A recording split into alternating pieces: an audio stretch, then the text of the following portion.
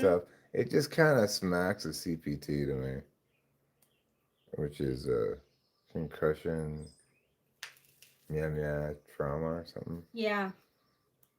I mean, it definitely does smack of that. I think he definitely has that. He definitely does. I mean, his position is pretty like It's a aggressive. physical position. Yeah. It's not as bad as like uh, linebacker, but Mm. But it, it's it's yeah. He's as a tight end, he's gonna, especially as a receiving tight end, he's gonna take a fair amount of hits. yeah. Yeah. And I think he like okay. This Linebacker is the worst. I think linebacker is a position that you're gonna get oh the the most most brutal. concussion, Mm. lasting concussion damage, because their whole job is running downhill and hitting running backs or obviously they have to do play pass defense on little underneath routes and stuff, but even then it's a very high collision area that they're working in. Hi, Daniel Berry Sports Highlights. Welcome to Talking with Famous People. Happy Tuesday to you. Rachel and I went and got something done in town. We went to the and got robbed by them and then came back home. I'm not quite done with the process because, uh, well, let me tell you, things could have gone better in general with the way the DMV worked. Hi, CJ. Things could have gone better because it turns out the car, when I bought it from the guy I bought it from, he had never put it in his name in the first place. But he had ownership of it. But essentially, he delayed the eventuality of California charging taxes on the vehicle. And then he left the bill of sale amount blank for me. I could have put $0, but I was a dumbass. And so, guess how much my registration fees so far have been? Like $630. And I have to also get the initial California entry into the state verification thing, which is going to cost another $150. Well, that's fine. That is fine because you know what? I'm getting the verification done tomorrow. I'm sorry, Thursday, 11 to noon, that time frame. And and then I'm going to go to the DMV on Thursday afternoon, get the title sent to me, and then I mean, as soon as I find out, like as soon as I finish these processes and the title's on its way to me, I will contact the lady from the company that's buying it and inform her of the status. But you know, then 4 to 5 weeks from when I get the DMV stuff done, the little car will be out of here, and we'll have a check in our checking account because they have a direct deposit option.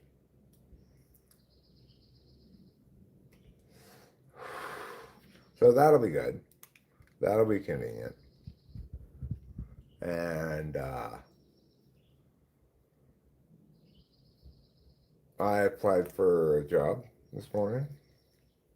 Mostly what I did, applying for a job is quick enough. But the thing I spent fair amount of time on this morning was getting AI to help me to make my resume better looking and stuff, that's good though.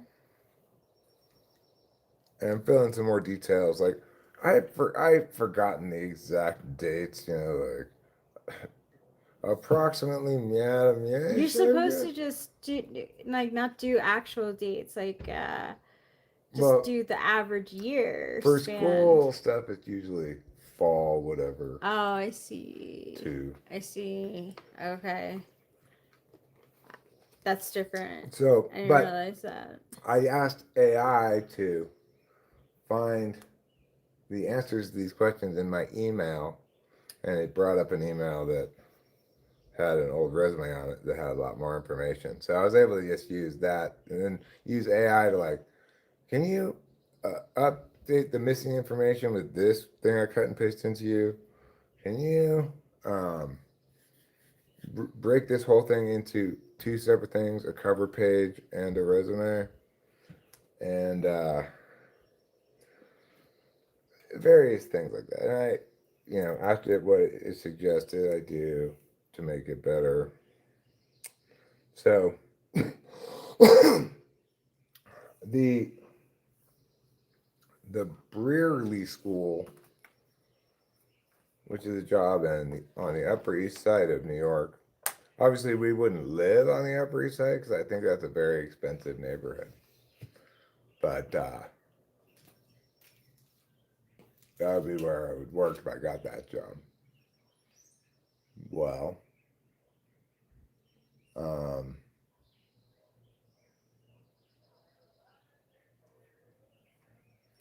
the resume I sent it to them with the cover letter was was much better looking, even though it contained basically all the same information. It was much better looking than the one that I had sent in to a couple previous jobs. Additionally, AI recommended I find the name of the hiring manager, and then that was the AI in Google Docs. But that AI couldn't tell me what the name was. But then the AI in Google search was able to tell me what his name was. So I was able to put that there. He joined March 2026, so this will be one of his early hires. We'll see what happens.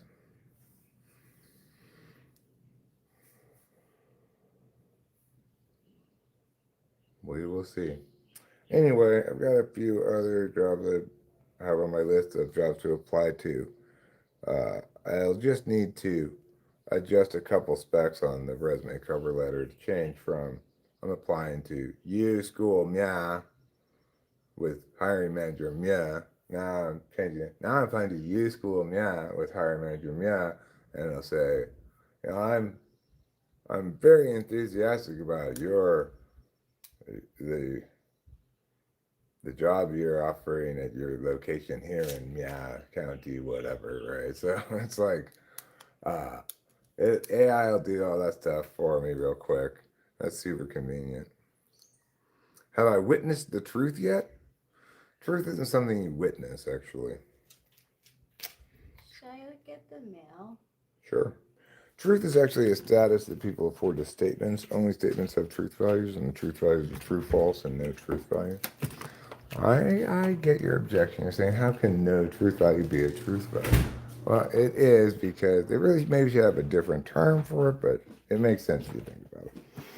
Things like silence is golden. Statements like that, they don't have any truth value. Anyway, you cannot witness truth. You might be able to validate the truth of a statement by what you witness, depending on the kind of statement it is. Does that answer your question?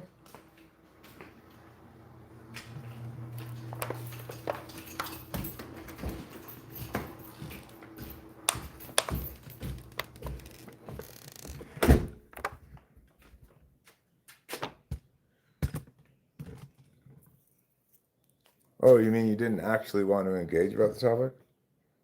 You were just pretending? All right, that's fine.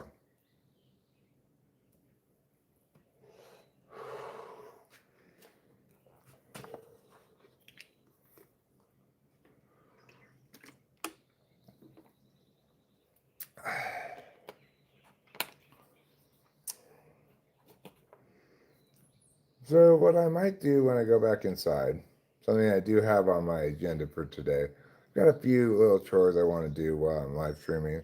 I like to accomplish some things while I'm streaming, not just stream. I guess the answer to that question is definitely I did not want to actually engage with the topic with you. Ergo, I had left. Okay, Shawshank, Mevra, 9888.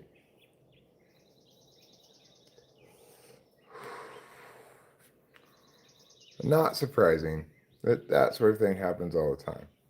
People come around, they want to muse philosophically about something, but they're the thing that they're musing about is already the answer is already determined about it, or something like that. Is usually the case.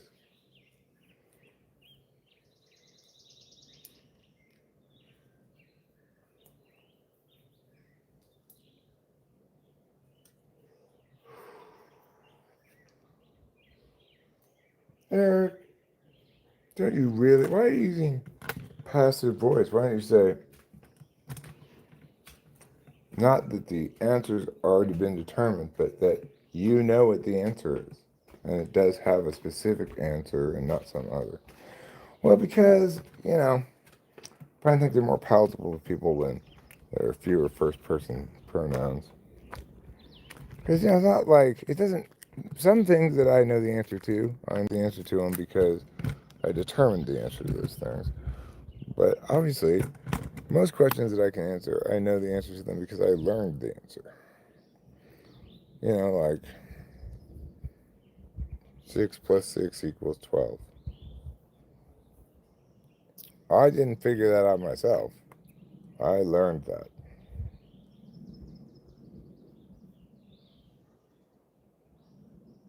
Because I am a lifelong learner. So what was the thing? Oh, the inside chore. I'd rather do some kind of an outside chore, frankly. Let's see how this works at breaking up the concrete.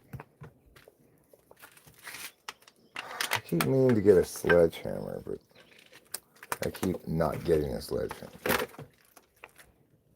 So what does that mean? Well, it means that I'm a horrible person. No, it doesn't mean that, Eric.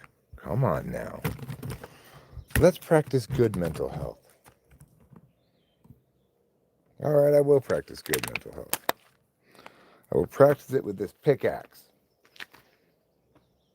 Eric, you cannot practice good mental health with a pickaxe. Oh, yes, I can.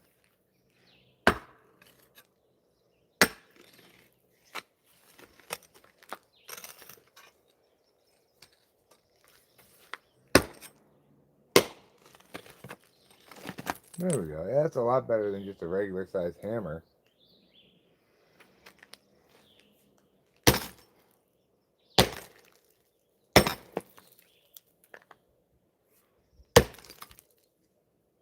I put a lot of concrete here.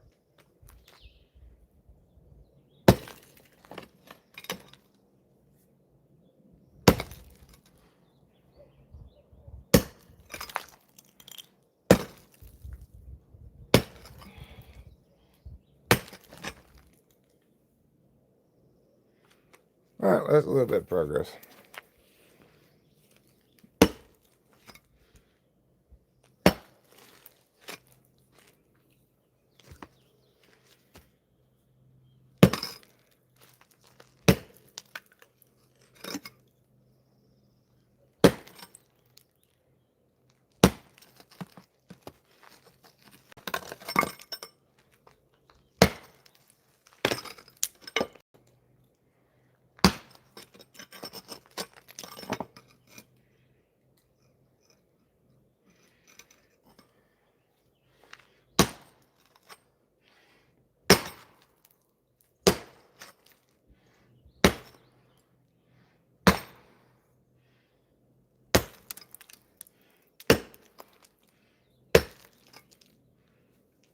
Okay. Before I do any more pickaxing, I need to put gloves on. Otherwise, I'm going to get blisters. I'm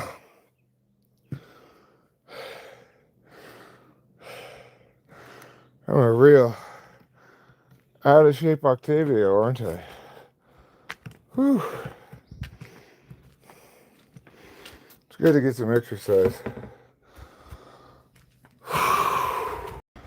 I've noticed that there's like a pretty quick body turnaround. Like first time I exercised in a long time, like today, like right now, I get winded super fast. But that as I continue doing that, I'll get less winded, less fast, quickly.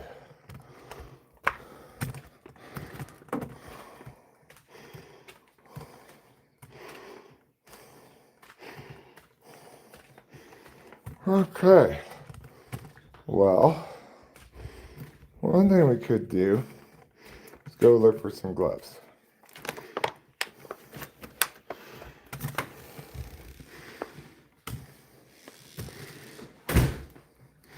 Another thing we could do is put the chat up on the screen.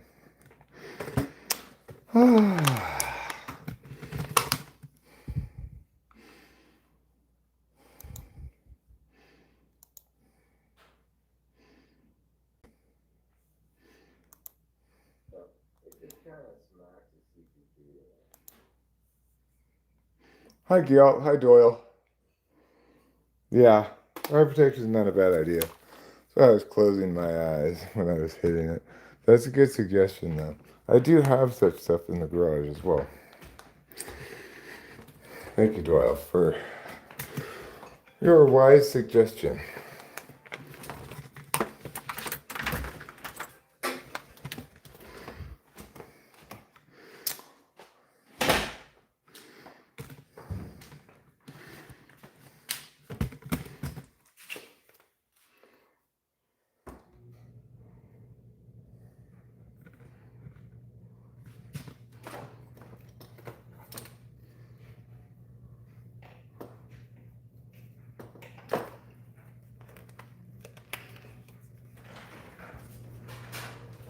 Look at me, I'm Sandra D. I'm Sandra D. Me. I said, look at me, I'm Sandra D. I'm John Travolta. Yeah, you're John Travolta. Oh my God, you're that's dressed so like John true. Travolta. Holy And crap. I'm dressed like Sandra Sandra D. D. Yeah. Well, just You're so the you one know, that I want.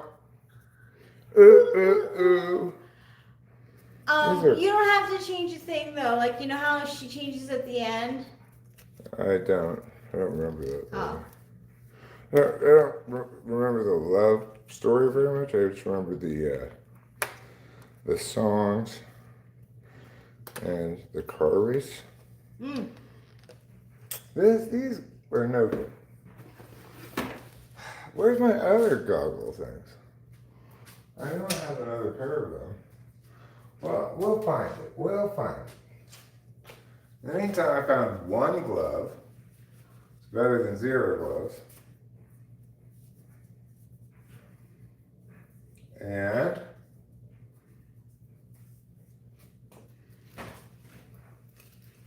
here's another glove. It's a different glove, but it's 2 gloves. Let's see if we can find those eye things. Aha! That was easy. I found them right away. Yay! Good job.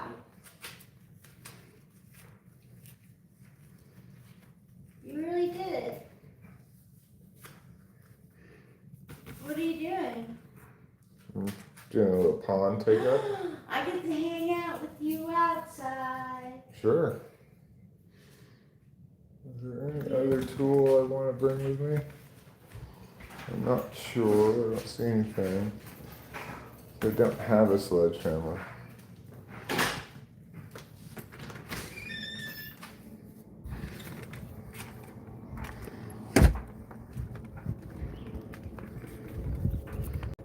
It's one of those things that takes high energy and gives high reward. Man, I want to work on making a logic circuit. Simulator to keep procrastinating, even if I know I'll enjoy working on it. Do you already know, like, how to do it? Or would it require some TE? Because that's what makes me procrastinate things. I don't like things that require TE because with things that require TE, there's always a non-zero chance that you're never going to figure it out.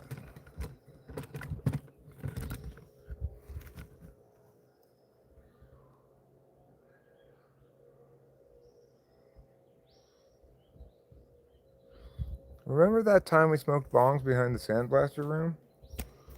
I don't, but I've smoked a lot of bongs in a lot of places over the course of my life, so I'm not saying I didn't.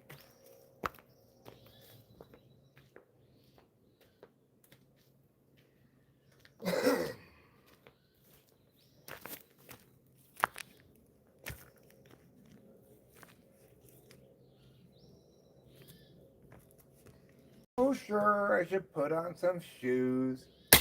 Shut up, Mom.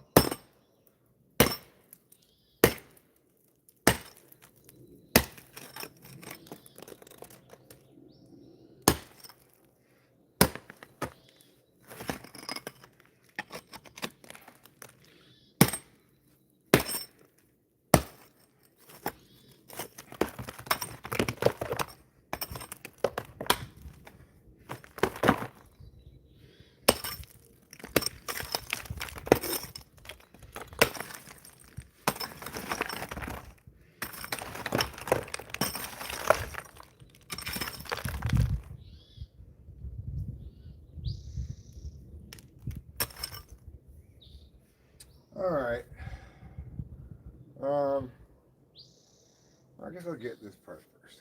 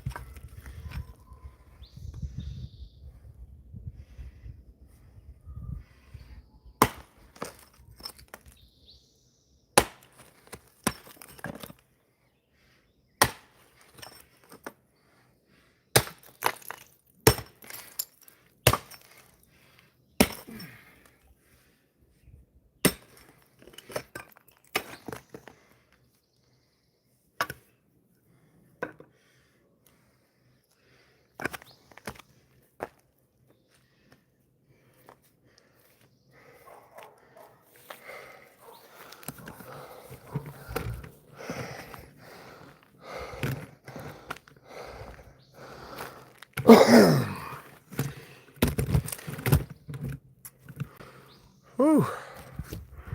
Wow. Next I'll toss some rocks. Mostly I'm just tossing the rocks down the hill. There are a few big flat rocks that I'm setting aside to maybe fill in holes here in the patio area.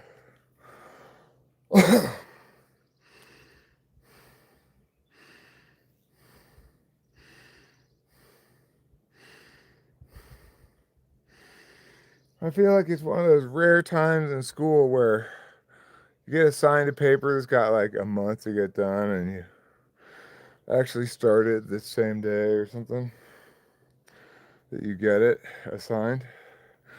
Every once in a while I'd be like super on top of an assignment and I'd be, have made a lot of progress before it became anxiety inducing. That's what it feels like with this pond. Started right away. This rate I can just do a little bit a day for, it still won't take me very long to get it done.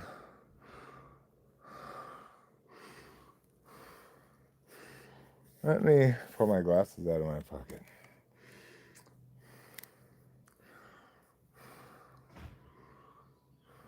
No thanks, Spooky Goblin. Why am I just spending on the pond? We're moving. I don't think anybody who's going to buy the house is going to be more likely to buy it because of that monstrosity of a pond, so. Can I borrow your muscles? Sure.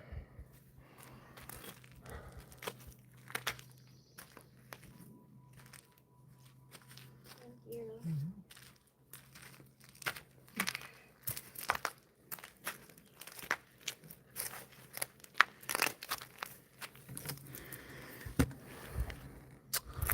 Alright, so let's toss some rocks.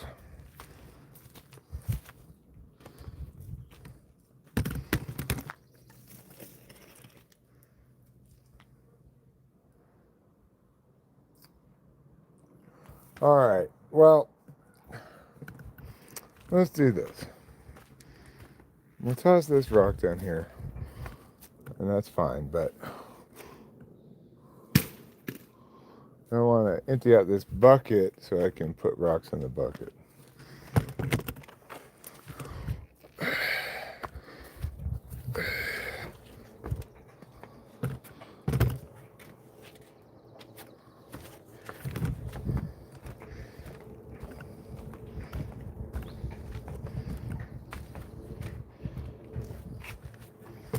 All right.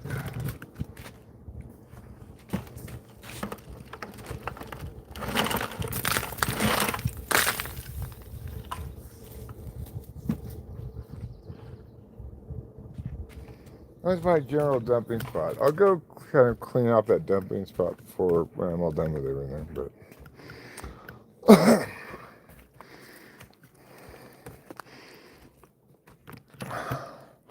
because now we've got an empty bucket,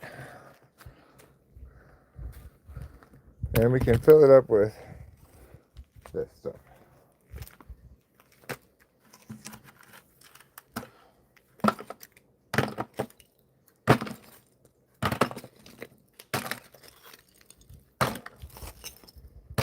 I'm glad that it's easy enough to break apart. Yeah, it's not a big deal at all.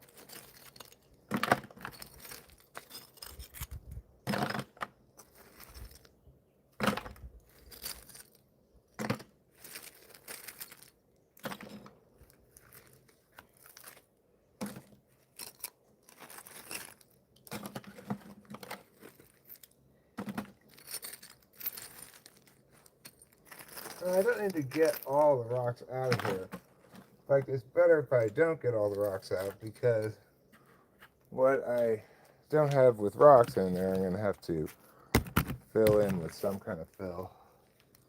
Move dirt in some way or another, you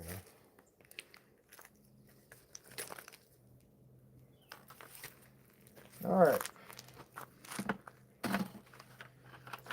As you can see, a bucket of rocks fills up pretty quick. But you don't want a bigger container because that's too hard to carry. Yeah, I could get the wheelbarrow, but that's harder to dump.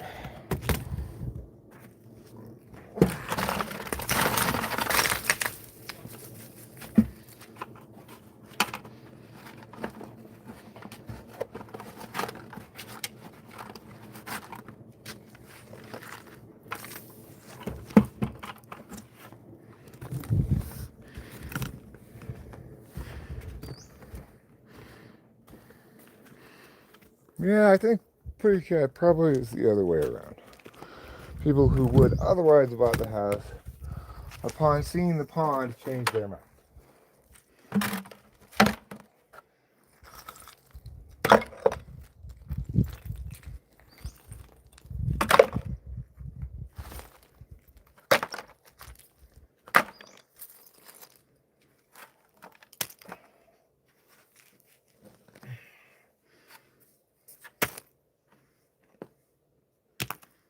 Regular rocks, they can just stay out here. Just trying to get at the concrete.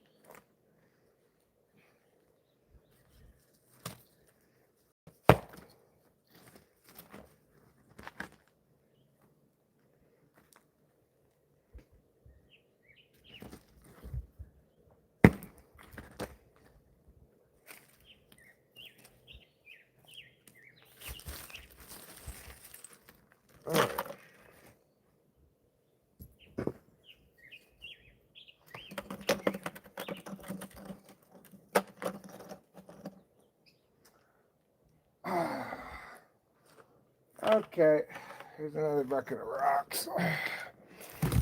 Oh. Whew.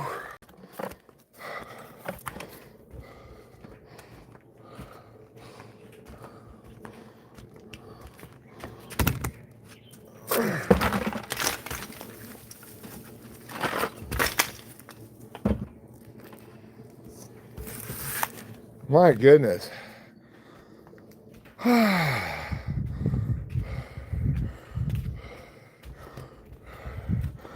Well, let's see what it looks like not too long before we sell it. It may be at that point all brown, and at that point I may hire somebody to weed whack it. Not a bad idea, pretty cat.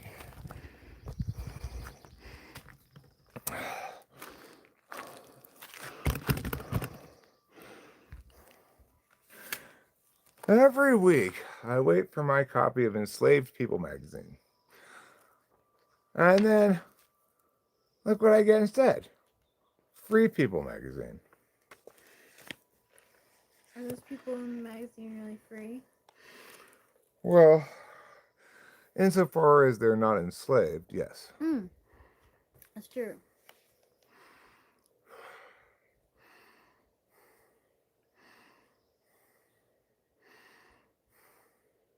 I'm going to take a short pause here.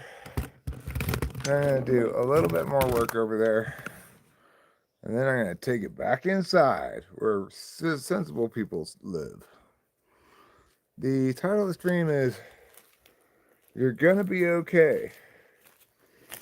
Yeah, well, I stole that title from a video I watched shortly before starting this live stream. Although that title was a little different. It was a title like, one thing I've learned in my 65 years of life is you're gonna be okay. That was its title. I thought you're gonna be okay is a good title. Right, well, it's not a free Playboy. It is instead Free People magazine. They sell clothes. You know what? Maybe they should call themselves Free Women magazine because they only sell women's clothes. I guess men don't count as people to them.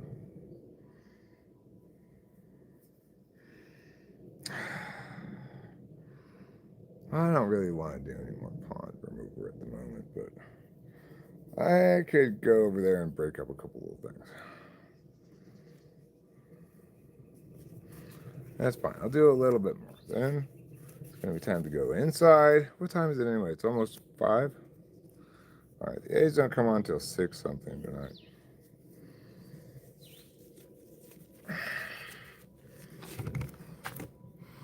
Free Willy magazine.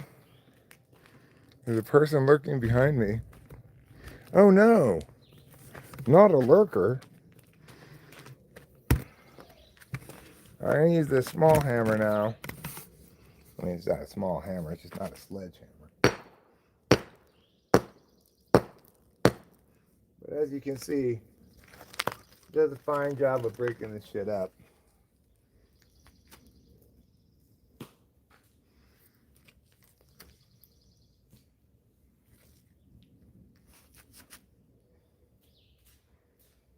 If I throw it far enough away, nobody will ever see it.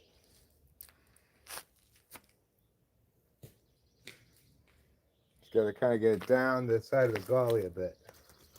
Then it doesn't matter if these weeds are here or not. People will still never see it.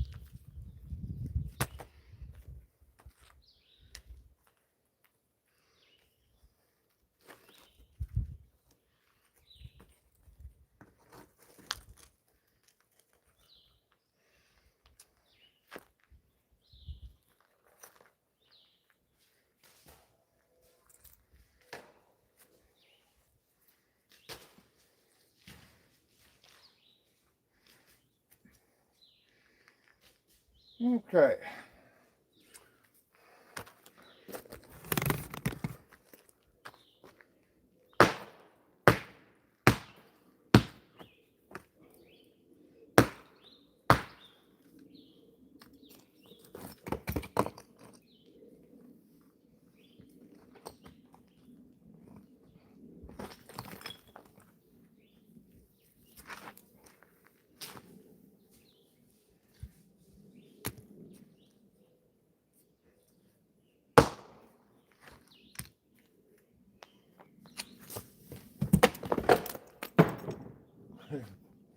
That throw went disastrously bad.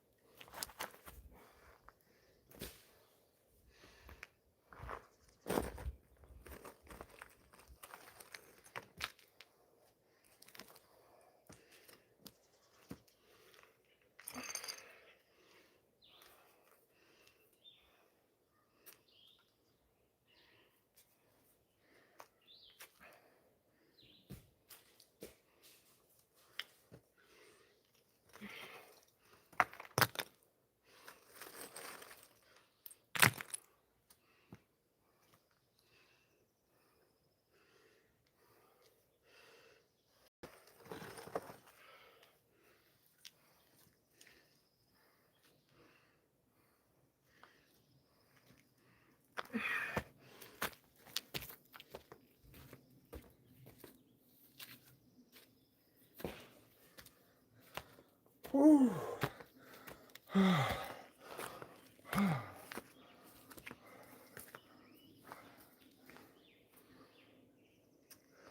Fuck me, Amadeus.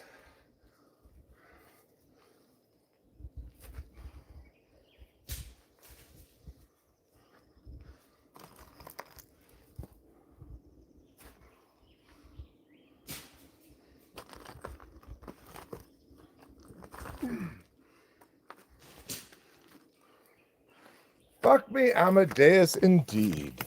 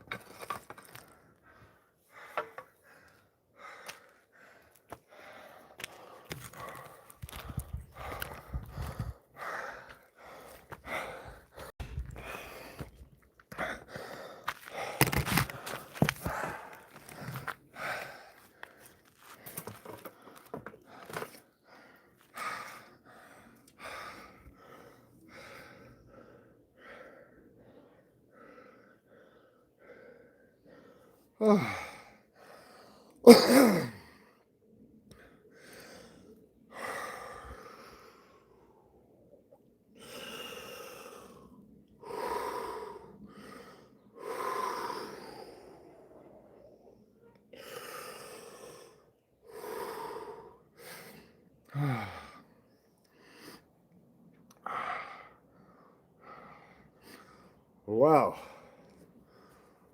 Whew.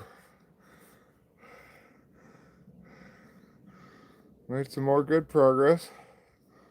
Especially considering I didn't even have proper shoes on. I did a pretty great job. And I managed to not break my flip-flops in the process.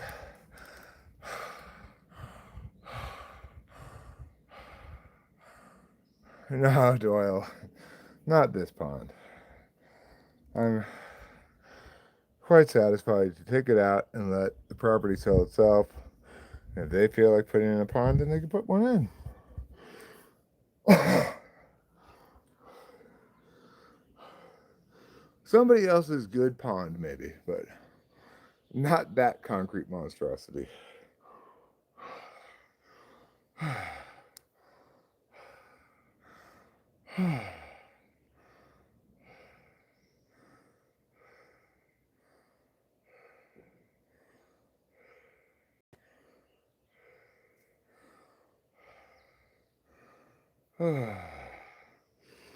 All right. I think I'm going to call it quits on the pond undo for now. And you know, like when it comes time to fill it, I'll mostly just move nearby dirt into the hole, but then I'll just top it off with a layer of steer manure. Maybe even put some flowers in or something. I'll be like, oh my gosh, look at this. They have a little pathway for the water to go for the flowers.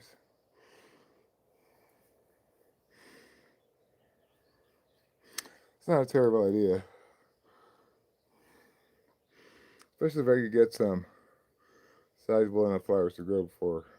Perhaps I could put in flowering plants, but I'm saying if I want to put like sunflowers or something, I have to grow those from seed.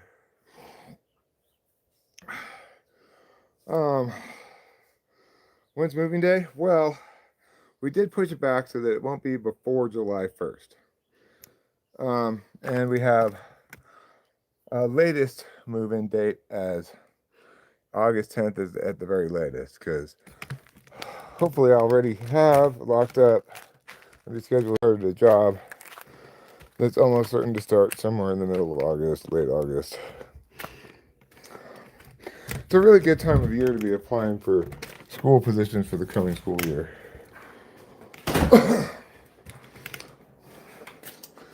That wasn't really something I had thought about at all, but it worked out nicely.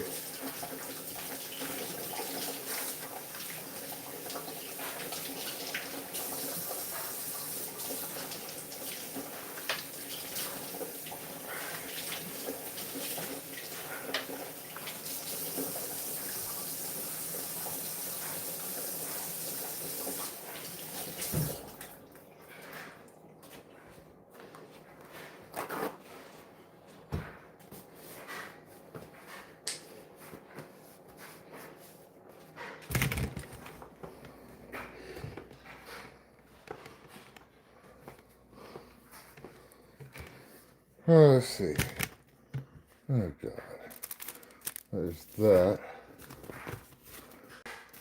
That's not a big deal. That's fine. This isn't a big deal, actually. I know what that is. No, I didn't get a job offer yet. But I have applied now to 3 jobs.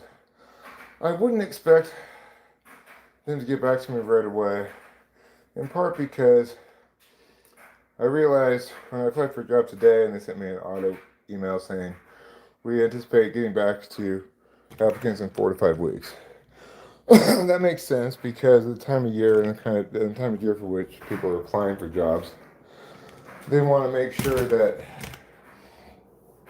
they get teachers who are ending one year looking for a new job for the next year. I want to make sure they get their resumes. So it makes sense for them to wait until June, whatever, before they actually start making their cuts, you know?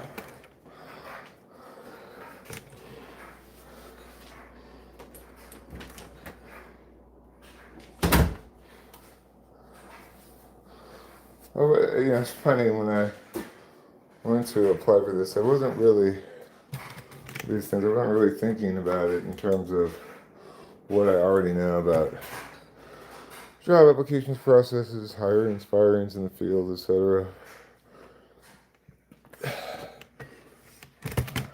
Good pond doing. Thanks.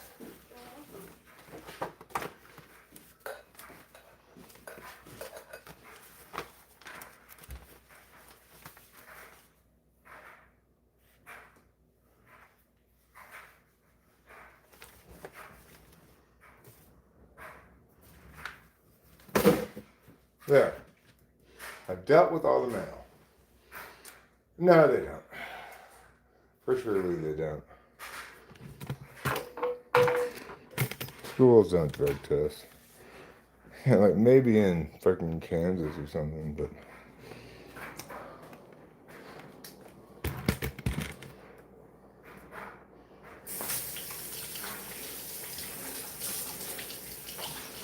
they do require fingerprinting typically.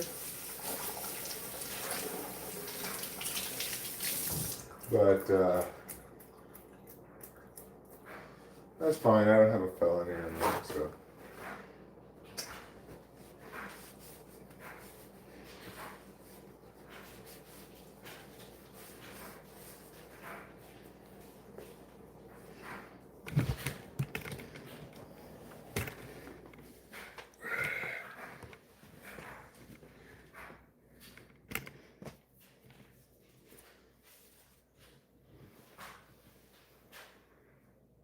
Okay.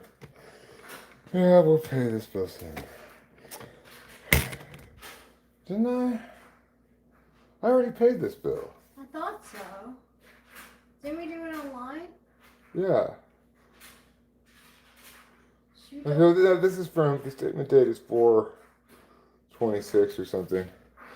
I probably paid it between that statement date and now. Okay, so we don't have to worry about it? I know. Okay. Yeah, I already I thought paid we that. paid for it too. The only thing we haven't paid for is another thing that's $200. The I thought it was like $700.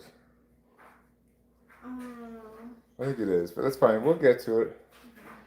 and the I'm not slogan thing. I just tossed mine. You do what you want with yours.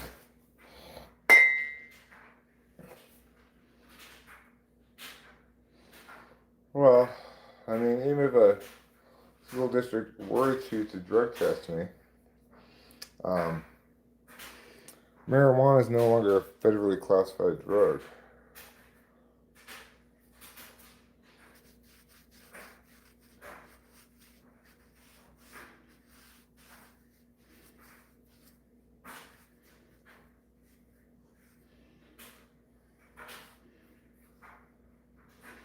I feel like I understand any of it more in its relation to speech when it decides to get foggy. Suddenly I can't generate sentences as well, and new ideas are hidden behind murk. Well, it's true that, and he has the capacity to do that, to dissemble and be vague and stuff. Good luck. Good luck, you guys. Honestly, good luck, Eric. I hope the best. Thanks, darling. Thanks, Matrix Invader, for you applying to jobs as well. Because that means I've got a buddy. We can do the buddy system. We'll link arms and we'll skip our way to job interviews together.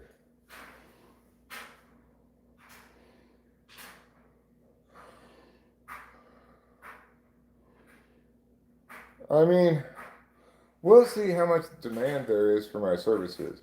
I'm not expecting relocation services assistance at all. I would like to get a bonus, but if they're the kind of place that gives bonuses, I will once I win.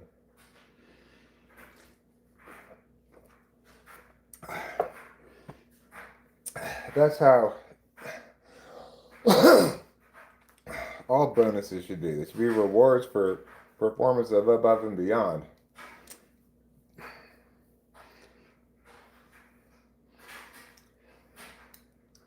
Sure, pretty good. I firmly believe that any employer should be able to arbitrarily not hire somebody for any reason. After all, they're the ones employing people. So, in my opinion, should be able to do a blood test to see if I'm a meat eater and not hire me accordingly. They can and do in Christian schools. Say if you're not the same religion, we're not going to hire you. That happens all the time. Nope. Nobody's the perfect fit for every community and every place's standards.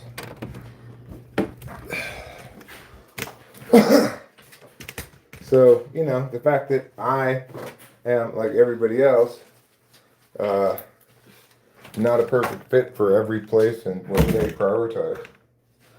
Well, I get it. I got it.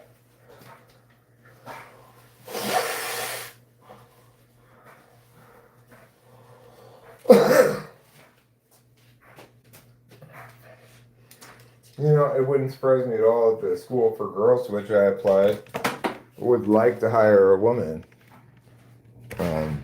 Maybe they should or maybe they should not want that, but if they do, that puts me at a disadvantage potentially.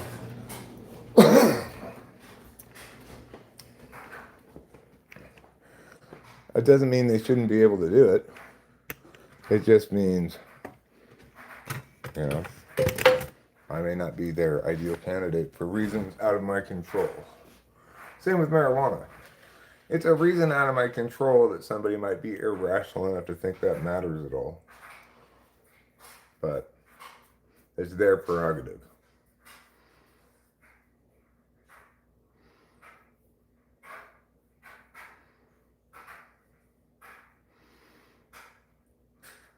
Well, y'all,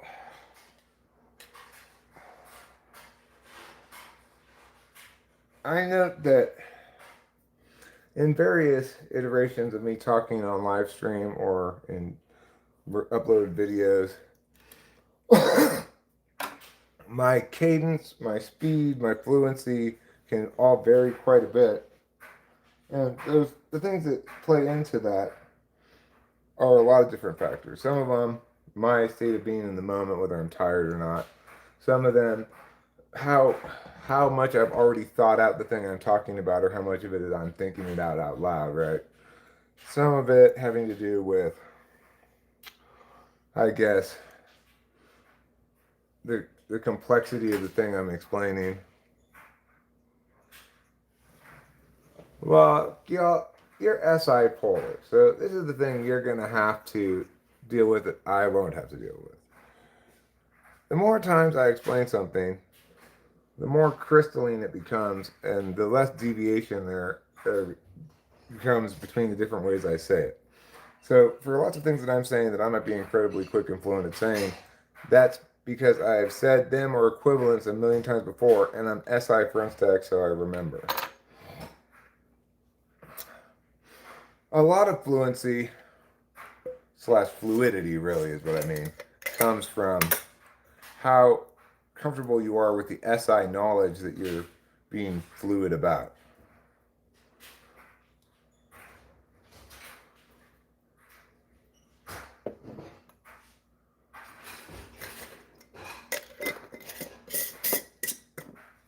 Yeah, well, next time you want to have a conversation with somebody, see how fluid you are, focus only on their emotional state and, FE nonsense.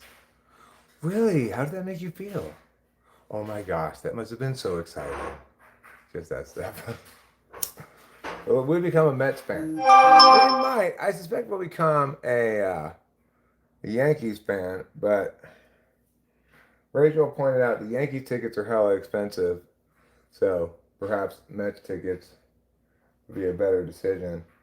I don't mind. Don't worry though, we'll definitely go to a Yankees game. That's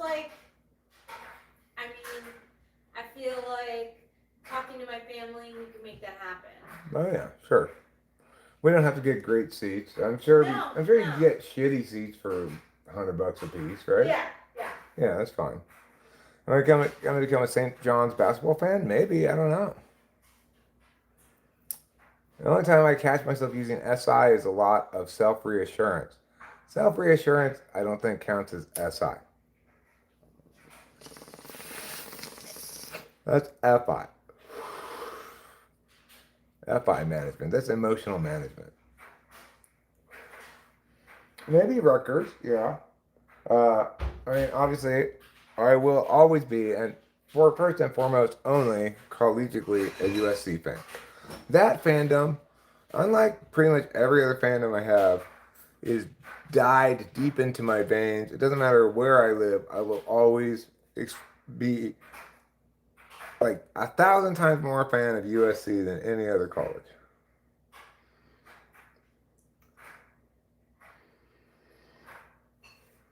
Oh, that kind of SI reassurance. You've had these voices for years now, and it's been fine. This strange sensation I'm feeling hasn't killed me yet. Okay, that is SI. You're right. My bad there, Gyalt. It's using SI to do FI management. You were right. You were right the whole time.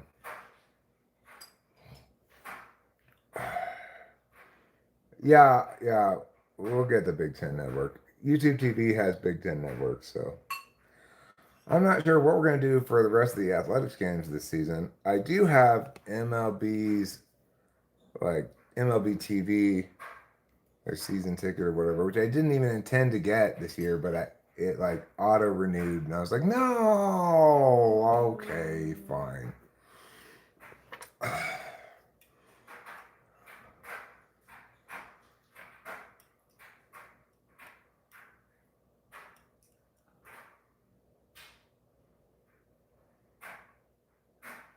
Yeah, okay, you can get MLB for your favorite team. It's about $140. I'm not sure what thing I got, but I'll figure it out when we get there. I didn't have an interview.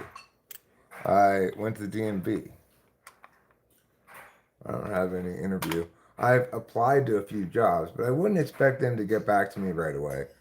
Because one of the jobs I applied to today, for example, which is called the Beersley School in on the Upper East Side of New York. That place, they said in their auto reply, we received your application and your resume upload and so forth, and you can expect to hear back from us in 4 to 5 weeks, which made me realize, oh, of course, because these jobs that they're posting for, which were generally posted March, April, earlier in May, maybe, are jobs for the upcoming school year. So usually beginning at the end of August. Well, it's natural they want to put them up towards the end of this school year and leave them up until this school year is over, say middle of June, late June. Because they don't want to exclude teachers who are finishing up this school year but looking to change jobs, and so they're going to want to leave that open till middle of June. Debate coaching jobs specifically. I want to go back to my old job that I used to do, which was competition flow debate coach. Hopefully, head coach of a traveling team. Because not because I like to travel, but because I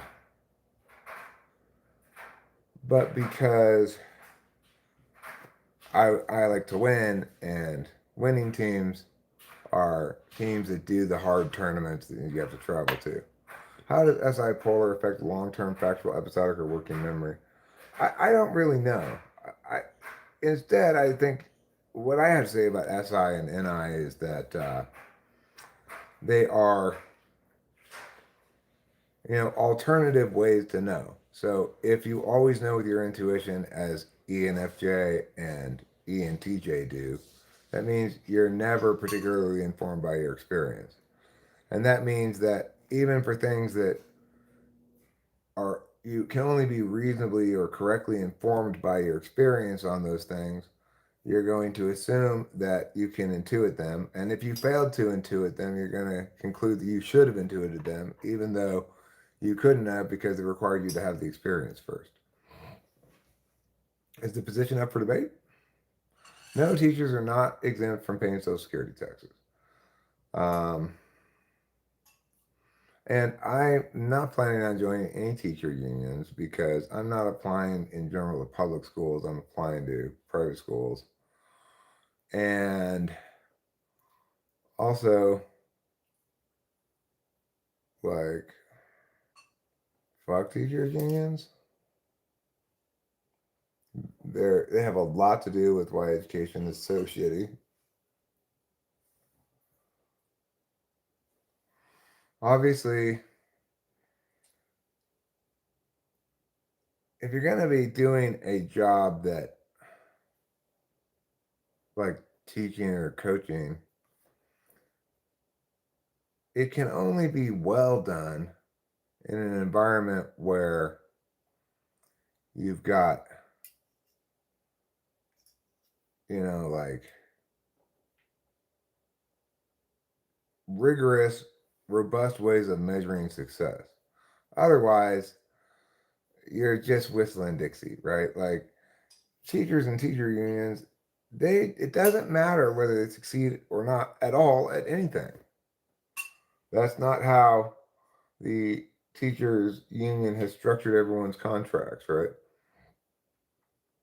In debate coaching, you will never be without a job if you're good, and you won't be able to retain, nor should you be able to retain a job if you suck ass. Because with that, the metric is as robust and clear cut as possible. Everybody can see whether you're good or not just by watching your kids and, you know, or even just by looking at the ballots or looking at the results. If you've got 6 teams entered and they all go 0-6, well, you're probably not doing a very good job. And certainly, all the parents and the debaters are going to be like, well, why do we suck so bad?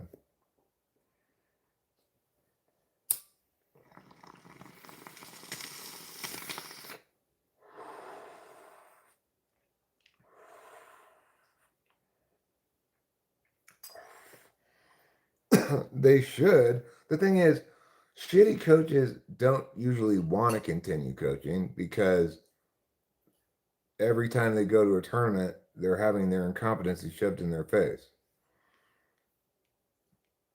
So they don't, if you get some like random history teacher to coach the debate team, you are not going to have that same teacher coaching it the next year. They might coach speech events, which is much more about individual talent and much less about coaching skill. Because like if you got drama kids who are talented actors, right, they'll do well in those speech events. Um, you could do a better or worse job of coaching them, but they'll do okay anyway.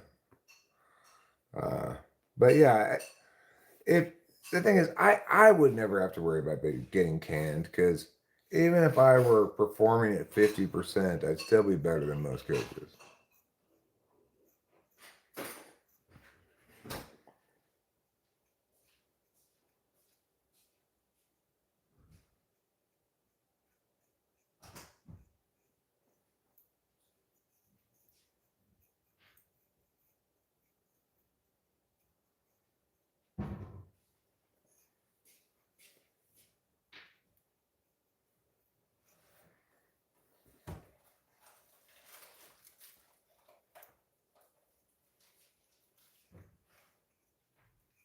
Usually, coaches don't get canned for bad performance, though. It, you know,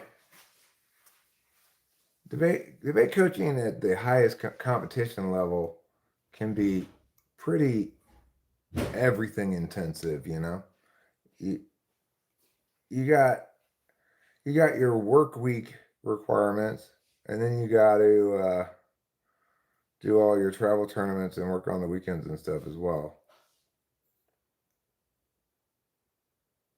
Ever use Obsidian for notes? No, I don't.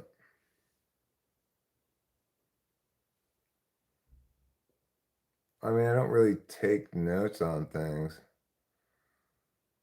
Uh, so much as, well, I guess I don't really take notes on things. What would I be taking notes on? I mean, I might like start writing ideas for something, but that's not the same thing as taking notes on something.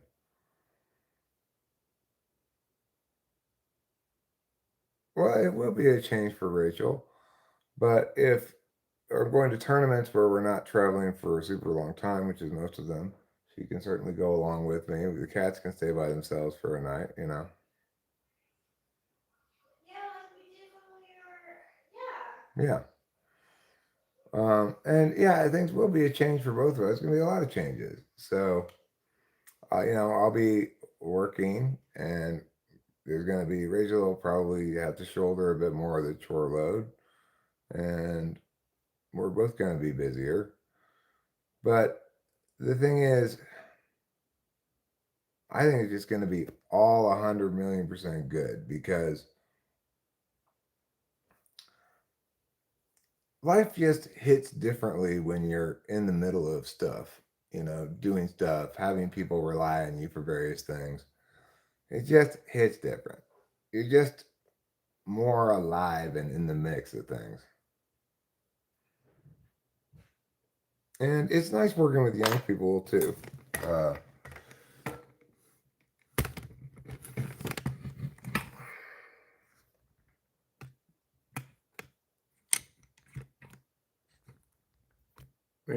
in general, middle schoolers don't have that kind of world weary quality that people get about them as early as high school.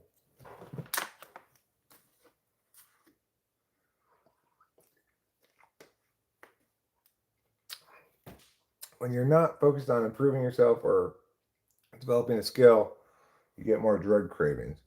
Makes sense. Not a shocker.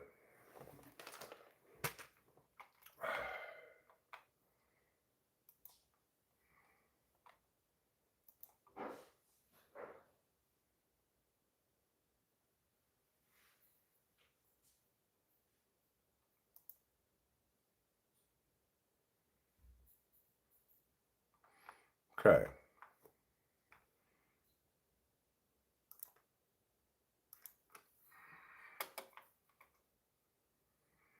Let's see.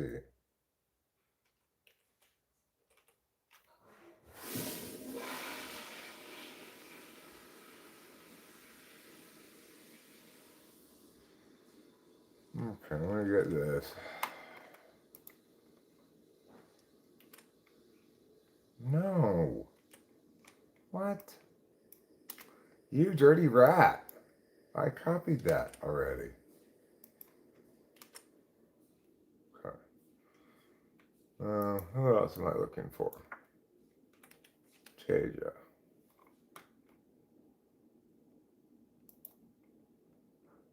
Okay.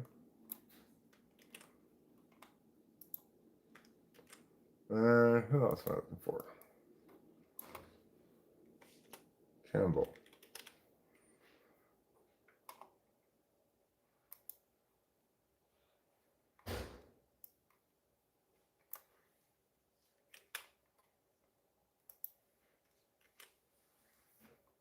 And who else? Freeman. Been some referrals, you know.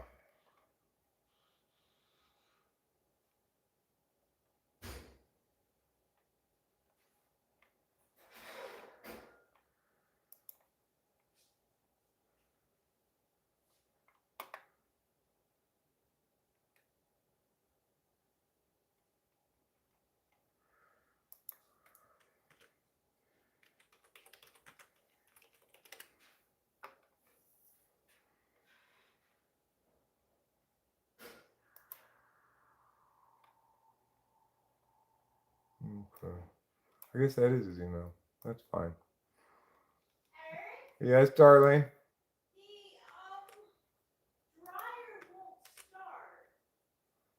Okay. Give me a second. I'm in the middle of something.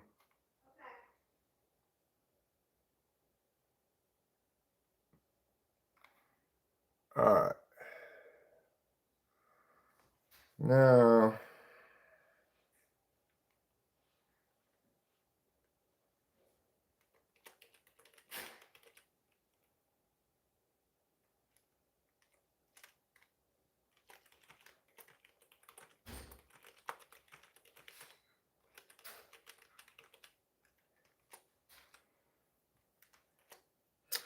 I've been on a bit of a professional hiatus, but I'm moving a bit and applying for the big coaching job.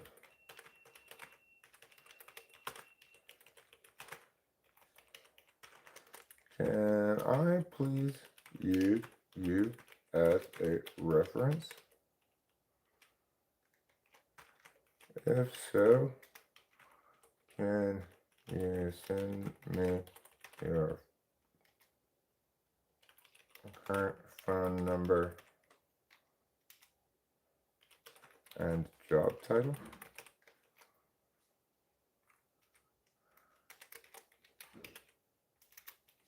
Thanks a lot.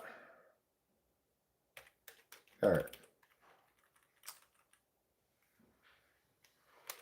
And started with, hey Wheeler, it's me, Eric Strauss.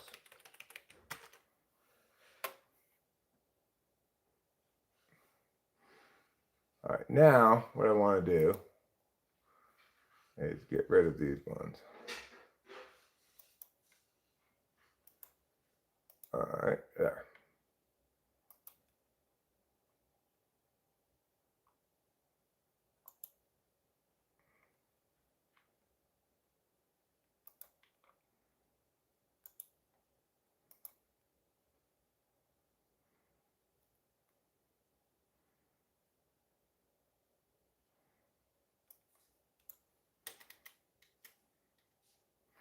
Alright. I'm going to copy this. And I'll send this one.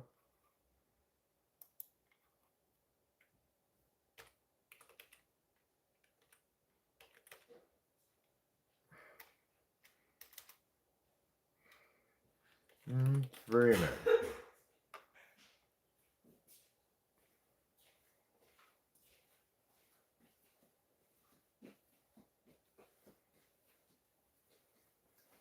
What's the other one? What's the other? Okay, well, maybe that's one of the email addresses. I don't know.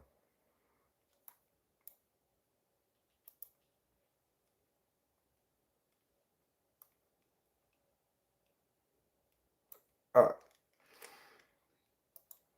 Put that one too.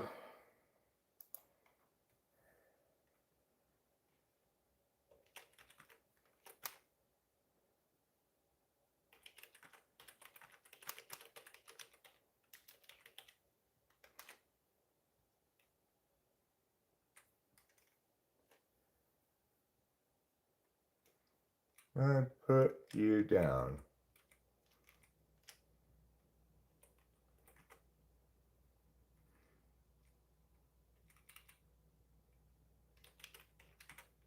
There's a resume reference. Now I'll push. No, god damn it.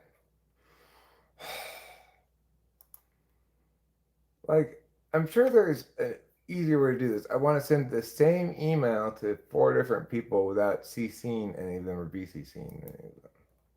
But I want to change one word each time.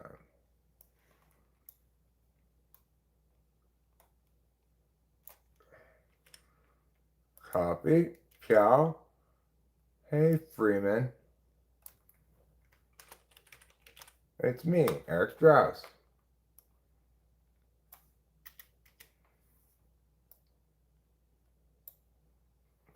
Okay, now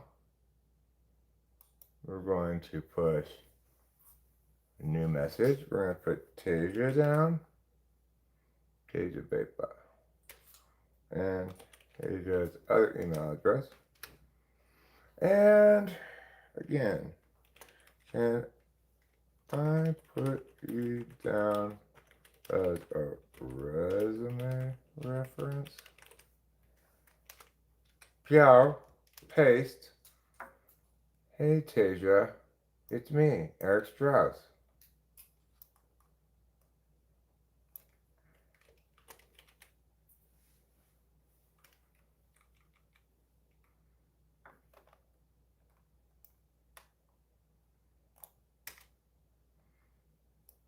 And one more. One more, and I will have gotten yet another amazing thing accomplished.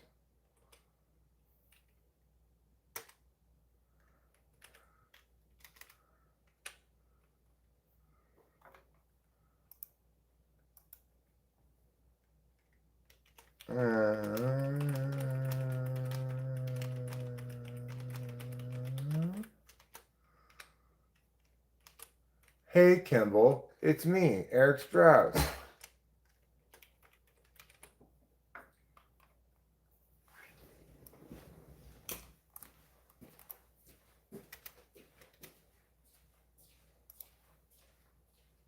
Bang, bing, bang, boom.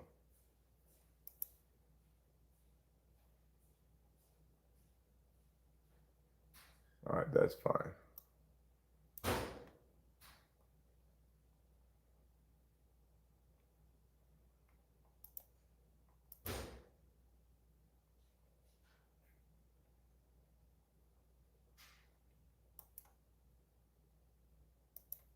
I did get a mailer daemon for one of Freeman's 2 email addresses, but that's it. So that's fine. All right, look at me go. Should I have done that before I applied to any jobs? Yeah, I should have done that, but whatever. Good stream on Sabine. She's great, isn't she?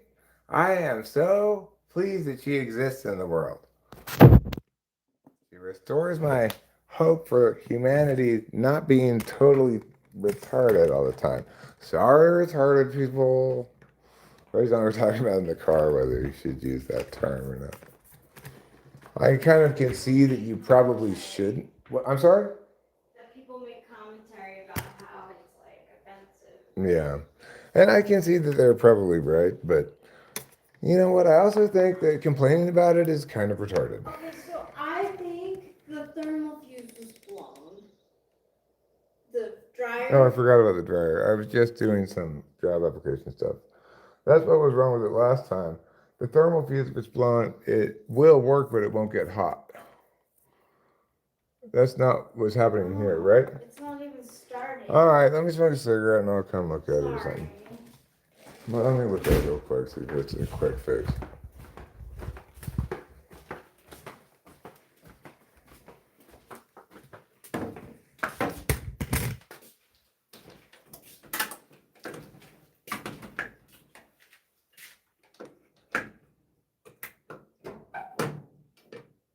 I just cleaned that.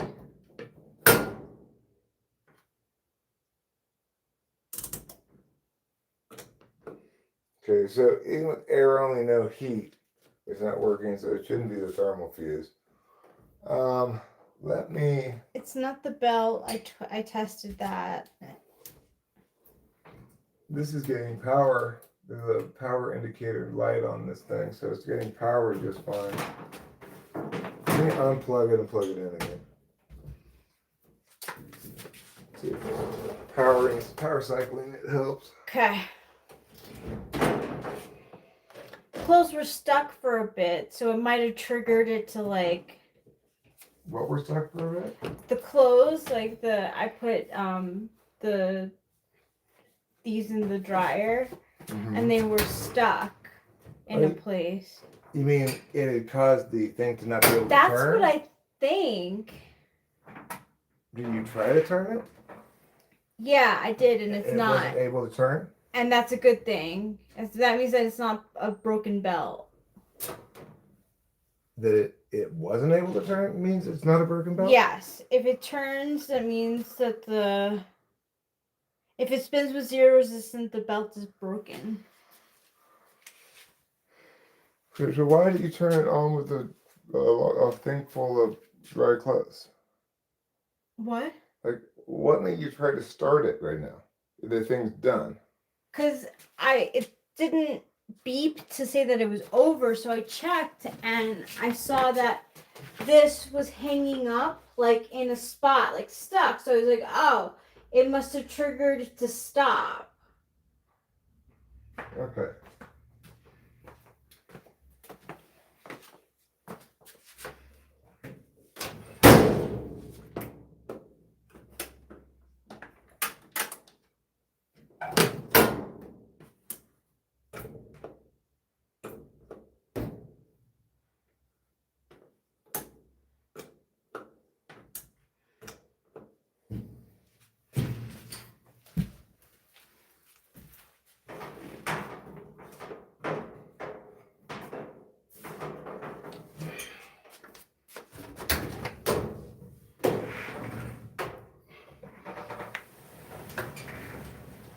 My bell's not broken.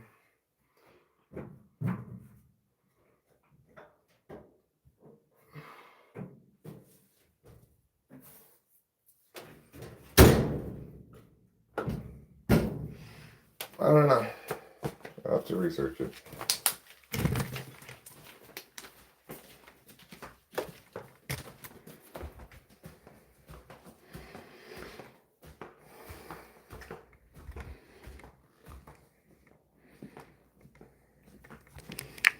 Turn to Jesus.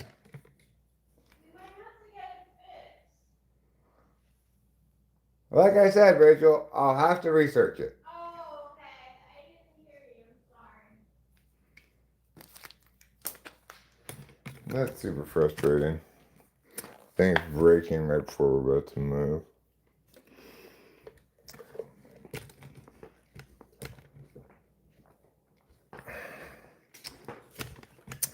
I get what Scott doesn't get is Christianity is not one of those dumb religions like Islam where you have to point a certain direction.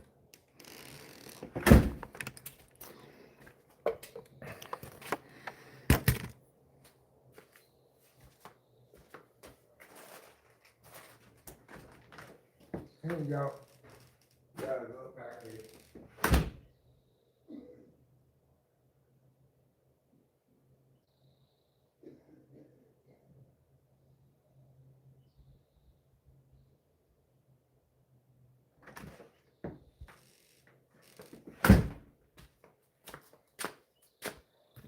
Siggy time, that's for sure. Siggy time. What manure?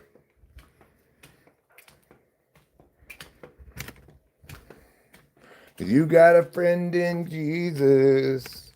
Meow, meow, meow, meow, meow, meow, meow, meow. We're gonna go to the place that's the best.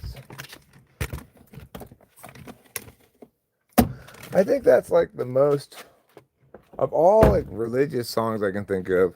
That one is the most like treated like a classic rock song, as though its lyrics didn't have anything to do with religion. Wouldn't you say so? That of all like the religious songs out there, You Got a Friend in Jesus is the most is treated like a classic rock song and not like a religious song.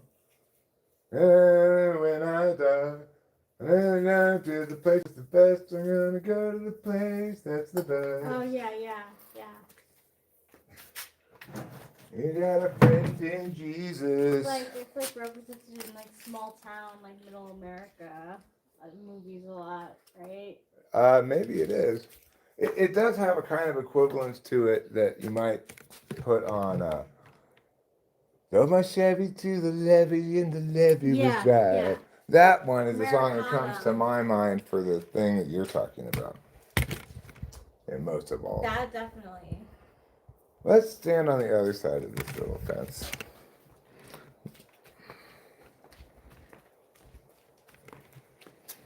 The shade's gone out far enough now that we can stand on this side. It was pretty hot today, huh? Yeah, it was. So we were at the Mariposa DMV today. One thing I learned in the DMV, interestingly enough, is that how you have to get smog checks and such for your car, it depends on what county you're in California. Mariposa doesn't have them. It's weird. I thought it was a California thing. I guess it's a county thing. Anyhow,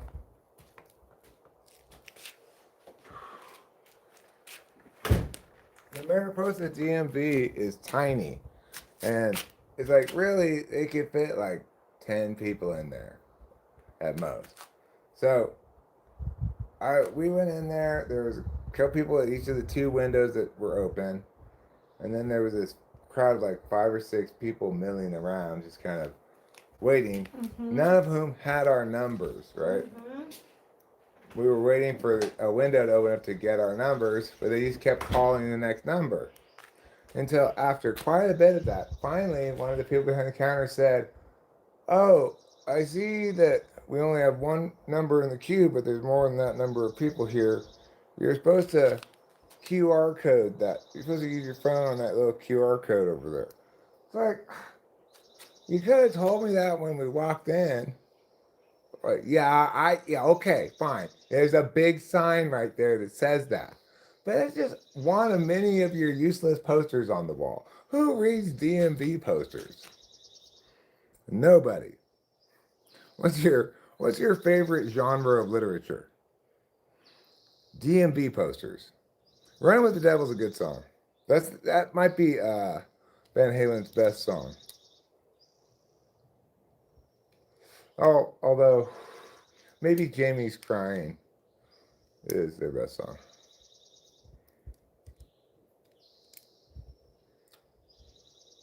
They've got quite a few good songs, really. 1984 is a good album. Panama is a pretty good song. Jump is okay, I guess. It's got some other pretty good songs on it. I can't remember them at the moment, but overall, I would not say Van Halen is a good band. Did I get the dryer fixed? No. I'm gonna have to look into it and see what's wrong with it. I should be able to figure that out. I fixed the dryer last time it broke. Last time it broke, it worked fine, but it didn't get hot. This time, it's not working at all. That's worse. Could have a blown out engine. If Rachel's right that one of the straps from the overalls got jammed in there, it could burn out the engine potentially. But I don't smell anything like that, so.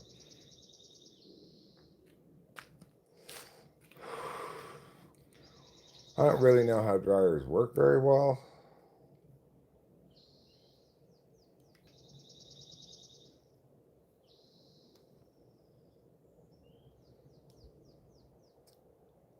I believe in just folding and hanging up all my clothes wet. I think that's the best way to process your laundry. Yeah, sure. Maybe I do smell a little bit like mildew. But you know what? I like that smell, okay? I'm trying to smell like that.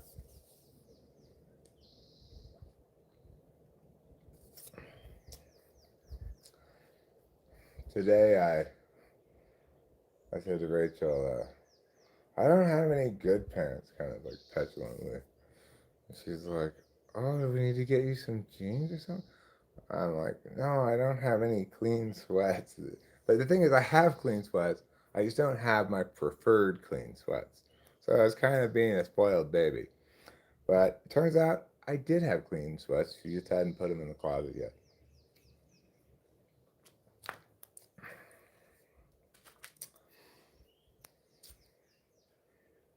I guess that's what got her going on the laundry kick that resulted in disaster. It's okay. Not a big deal. We'll fix the dryer.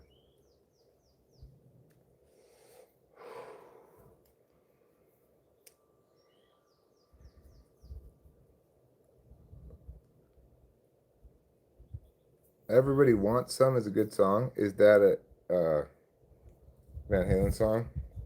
I remember liking Hot for Teacher. It got bad, so bad. I'm hot for teacher. It's so silly that they made that song because they had to be well into their 30s at that point. And David Lee Roth still playing the character of a high school student who's got rakish, charming qualities. Like, he's not tardy. Tardy's just a state of mind. Hey, man. Like one of those kind of characters. And he's also what the clinicians refer to as a teacher humper.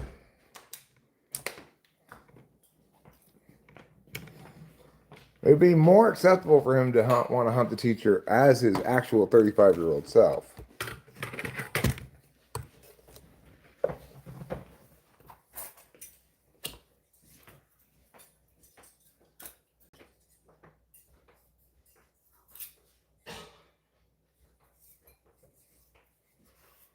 Alright, well, I got like 1 billion things done today.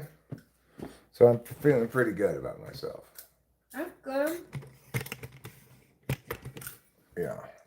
Even though I have some regrets about the way I went about getting the title transfer on a little car, which cost me more money than it needed to because of my dumbness, but I'm just going to let that go. You say, Eric, it's okay. It is okay. People make mistakes you really didn't know. Yeah. I should have done the title transfer stuff before I tried to sell it, in which case I would have dealt with that properly. Mm-mm. But I didn't know I had to do the title transfer until after I tried to start to sell it. I don't know how those little cars work. I don't know what the deal is with that. We weren't expecting to like. I mean, the problem is when I put it in my name, it was treated as a first-time sale of a brand new vehicle because the intervening owner had never put it in his name. He worked at the place that he was getting it. He had gotten it from, and it just let it stay that way until he sold it to me. So anyway, accordingly, I have to do this stupid verification thing for little wilderness cars in California. For the first time sale of it, you have to get this. You either have to take it to the CHP for them to verify your VIN number and engine number and something like that. Or since I can't take it to the CHP because I don't have a trailer for it or anything, what I have to do instead, I have to hire a verifier to come drive to my house to look at the things that I already wrote down that the title already says. Wonderful. So do we have to like clean it up, spick and span? No. I took pictures of it as it is and sent it to the seller. This is what it looks like. This is whatever dirt's on it, that's what dirt is on it. Okay. But it's weird how I had this kind of like piecemeal understanding and failure. Like when I was taking the pictures, I understood that it's not going to make any difference for this dealership that's buying this stock. They know they're going to get 14,000 for it. So and they're going to wash it anyway. So what difference does it make?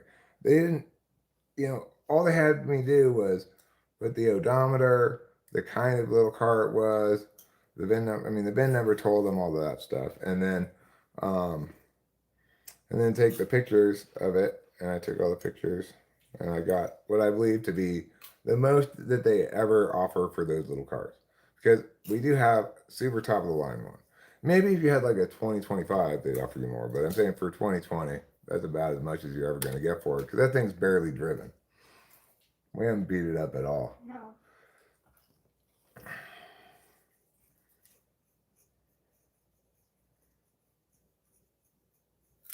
I'm quite pleased with being able to get 10 grand out of it. It was like, wow, I did not expect I was going to be able to get 10 grand out of that little car. Of course, it's going to cost me almost $1,000 in registration title transfer shit, so call it 9 grand.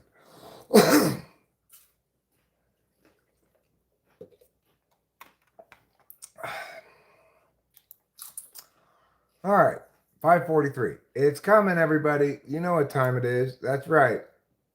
In a little while, it will be time for athletics baseball. Oh, 6:40. I was thinking it was 6:05. All right, we'll watch the Canadian Sabres. The Canadians, the last Canadian team in the hockey Stanley Cup tournament, well, they are ahead 2-1 in the series. This particular game is tied, and they are at home looking to take a commanding 3-1 series lead. That's how the sports writers will typically describe it, commanding. Call it Motato. I will. What are we calling Motato?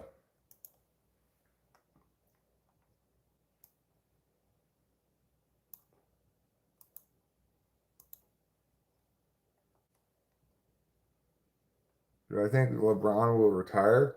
I don't know. I don't think he necessarily should. I think he could come back next year and still be, certainly better than replacement level player, right? I don't know if they have something like WAR in basketball, but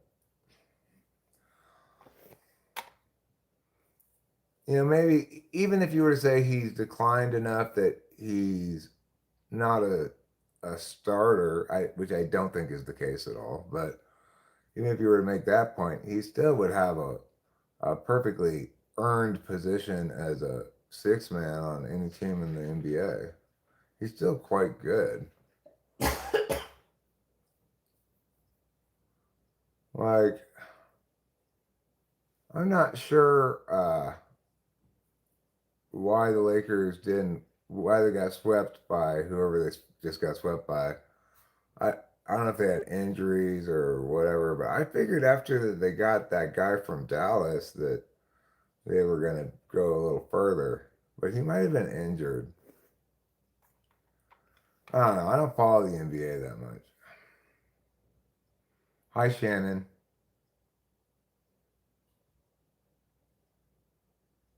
They got swept by OKC and Luka did not play. He was hurt. Oh, okay. Sean got so drunk. Well, he's probably feeling a little chagrined about that today.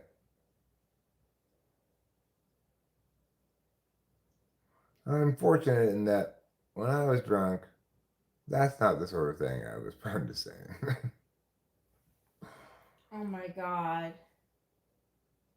And it's also the case that when I was drinking, I didn't have a YouTube channel yet. How do you feel about it? If I were you, I would be mortified. Well, it's not Shannon who did I it. know, but I'd still be like, oh my god, I can't believe you did that.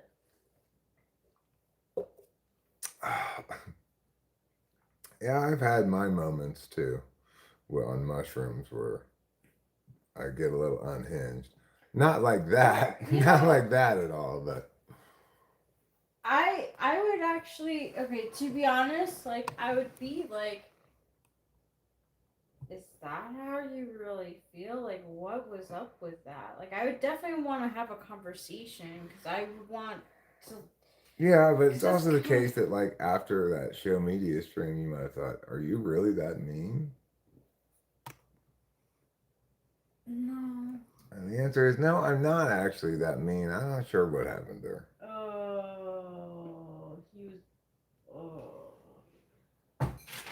Sean is a YouTuber who comes around here under the name Irish Boy sometimes.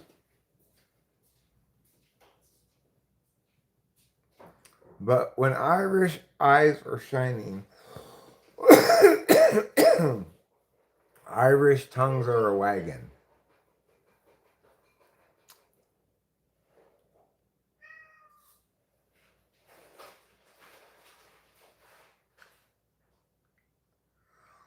So like, My FE school, I would have secondhand embarrassment.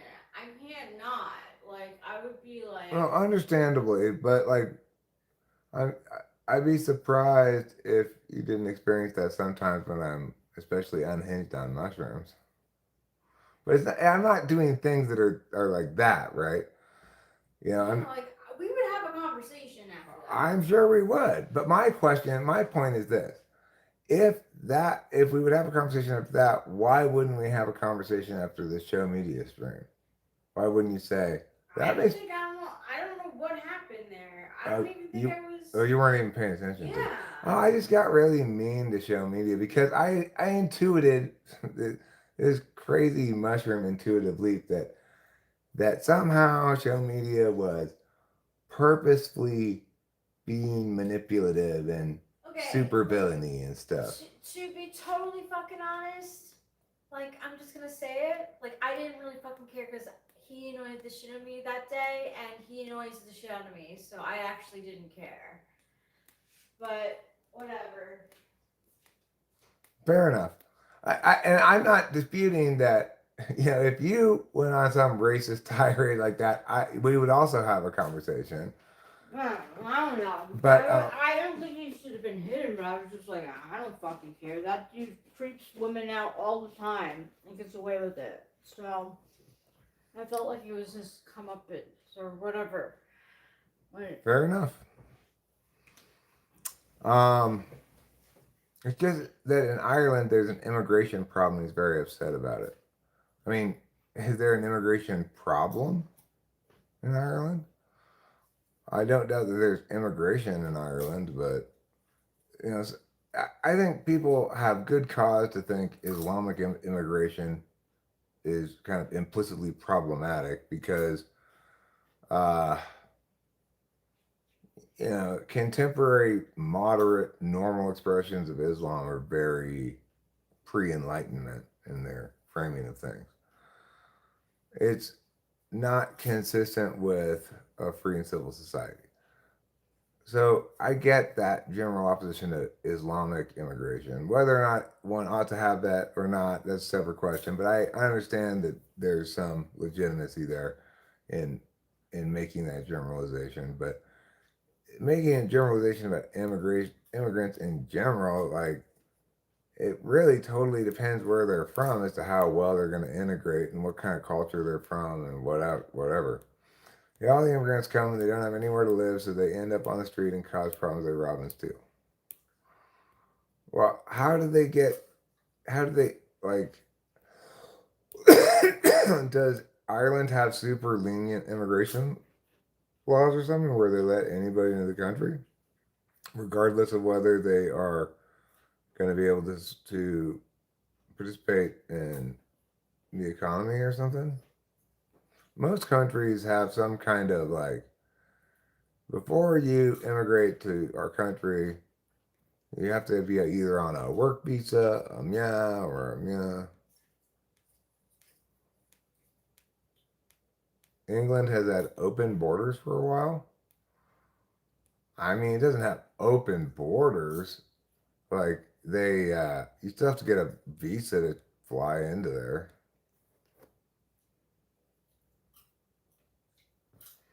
They might have a very welcoming immigration policy, but that's not the same thing as open borders. Yes, they also get a payment so they don't have to work. Why would they get a payment? Like, what kind of insanity is this? If they get a payment, then why do they need to rob and steal?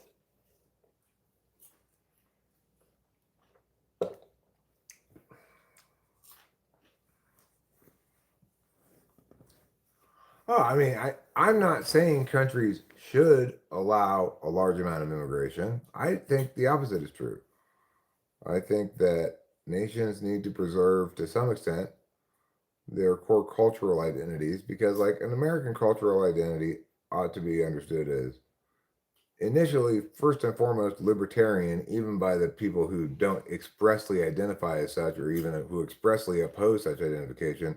They are 100% taking advantage of all the virtues of libertarianism. They just are dumb about politics. No. I watched this fucking the video was pretty interesting, but this horrible bitch who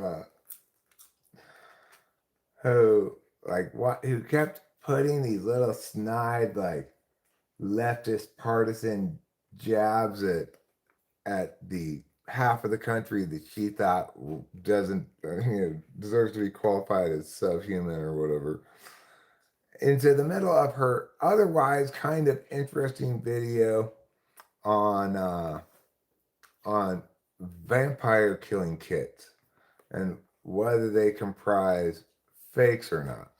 So there was this guy who put together one time, like back in, I don't know, the 1950s or something, a vampire killing kit that was made up of some authentic antiques, but that had not originally been put together. He just thought that would be a cool, like, kind of display packaging thing for these various actual antiques. And so there's a bit of a debate as to whether these objects that this guy made and that had been copied by others, often with the exact same like label and text, which makes up this story about this doctor who didn't exist or whatever. There's a debate about whether these things comprise fakes or legitimate artifacts because they're fakes. They're not really faking being anything, you know. Giel says, "I'm libertarian only when it comes to drugs." I mean, everybody's always libertarian about stuff that matters to them, right?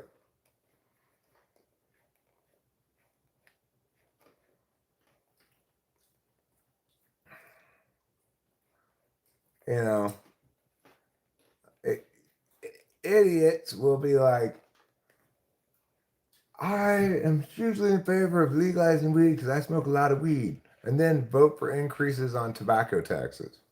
you know, well, because they don't do that one, so that's bad. That's a good video, Roger, though. Really? Yeah. If I'm against income taxes, does that make you libertarian? No, it just makes you sensible about how taxation ought to be. I found this on the web for sensible. If you had a thing called streaming when you were like growing up, would you stream yourself? I'm sure I would have, but I probably would have. Yeah, I mean, I probably would have been streaming for a long time. I don't know. YouTube was around for a while before I started a channel. I really started becoming super more active on terms of social media kind of stuff after I quit drinking. That's really when I started the YouTube channel. Although I started technically a little before I did. I'm like offended By what? by like racism. I feel like a lot of like misbehavior on like people's parts are being blamed on like, you know, alcohol or like mental health, and it's like, where do you draw the line? Yeah, I mean, being drunk doesn't excuse bad behavior at all. It does sometimes If explain it wakes you up, explain it a like, bit, but if it makes you, yeah, and I don't know if it fucking makes you up, like, I don't fucking know, like, I've made mistakes, I'm not perfect, I, but, like, and, like, I've had mania where I was, like, saying that, like, Delilah had a penis, and, like, I, like, hosed down your dad's garage, uh-huh. like, I don't know. I'm like brutally ashamed of that shit. Well, I'm sure Sean is having some dark moments today. Remorse. I'm sure he's having very dark moments today. Uh, but the thing is, what Sean was demonstrating, seems like more to me than anything else, is an anti-immigrant sentiment, which That's hard. is generalized from was probably a legitimate concern about Yeah. Ireland's immigration policy, Yeah. but is being directed at actual immigrants Right. instead, But which that's is what not happens good. with alcohol. It gets like misdirected and shit. I mean, like, I don't know. Like, I've said some crazy shit on alcohol too. I don't know. I just alcohol is like I just don't have a good relationship with it. I don't think it's like a good I don't think it's beneficial for most people. I don't know many people. I know very few. I know more people who have problems with it than don't. Yeah, some do say the truth comes out when you're drunk. They call it liquid courage.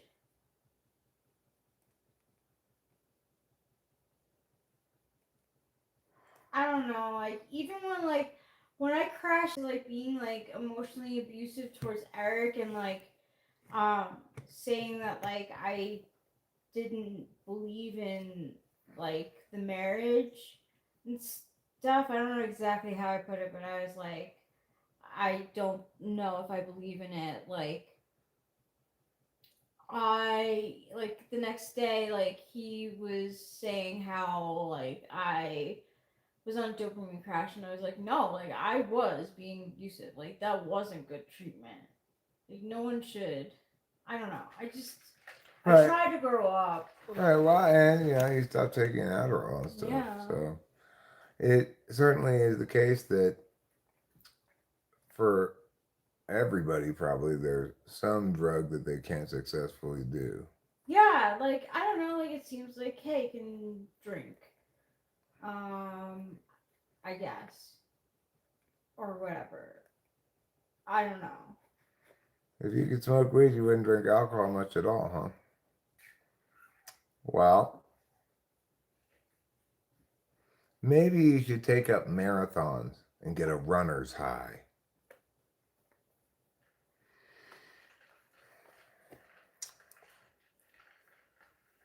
Running is very in.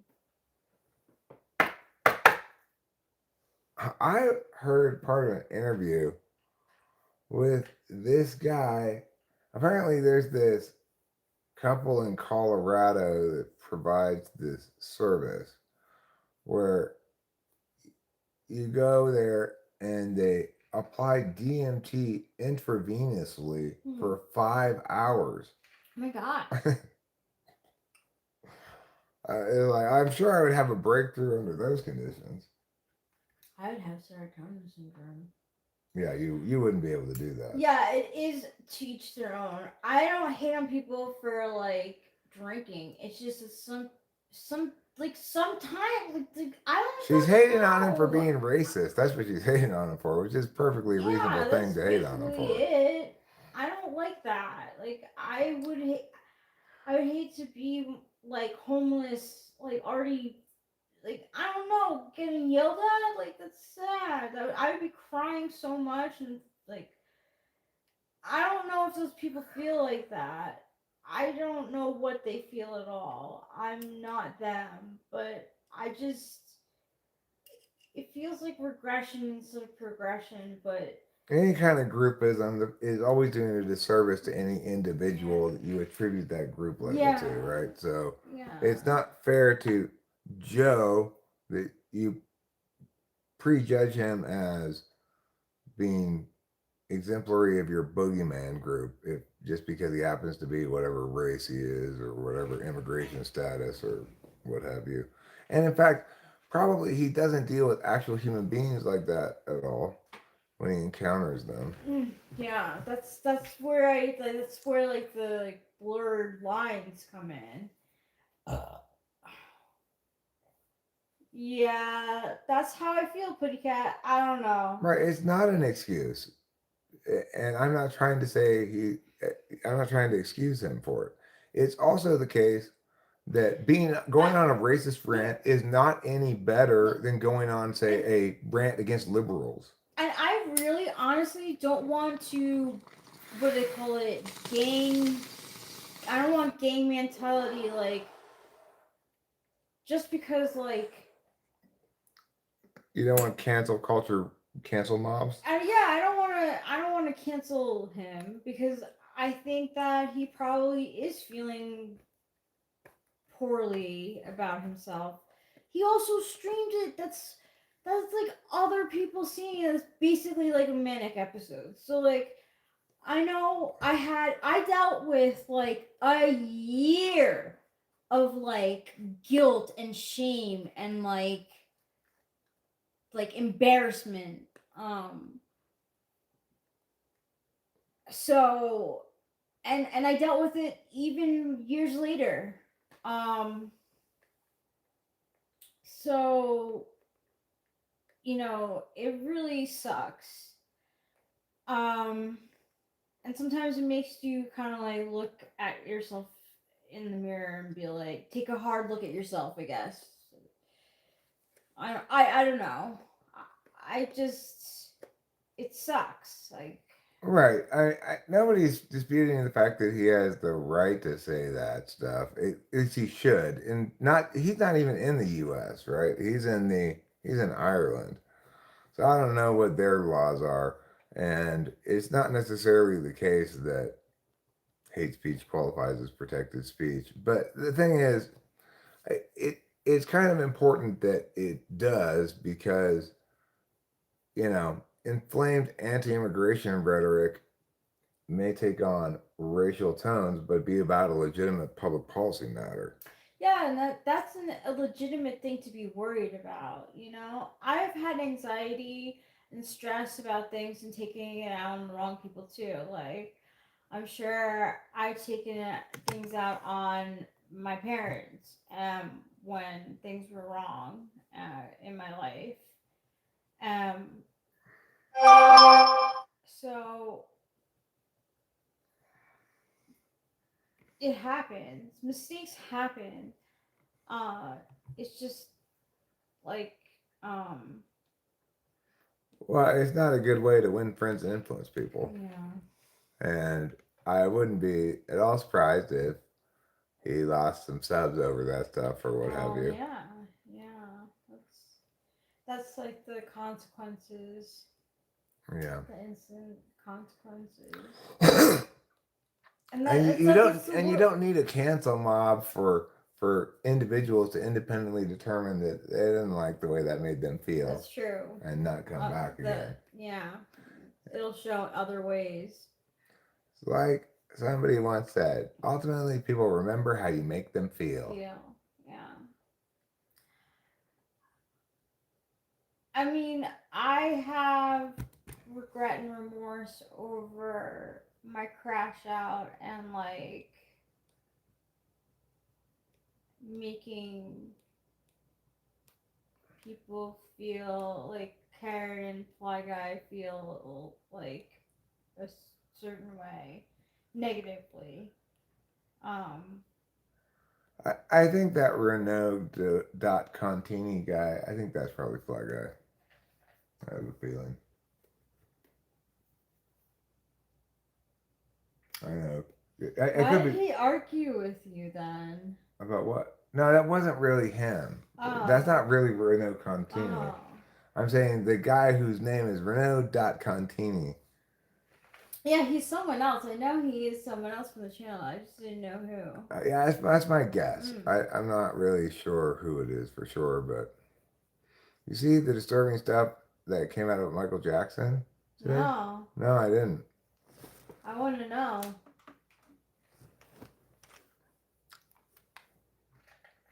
BYT Thank you for the info, kitty cat. for the Chismosa. Yeah.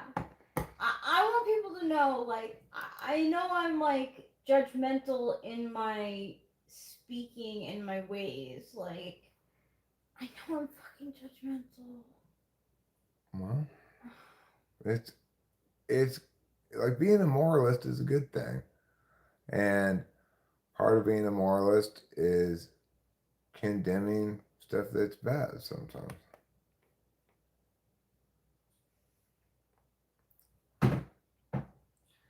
I just, it's not even, like, that hardcore. I just know as a girlfriend of Sean, I would be like,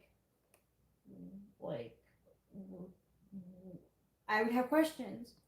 No questions. Like when you were talking that you were pro life, Mm-hmm.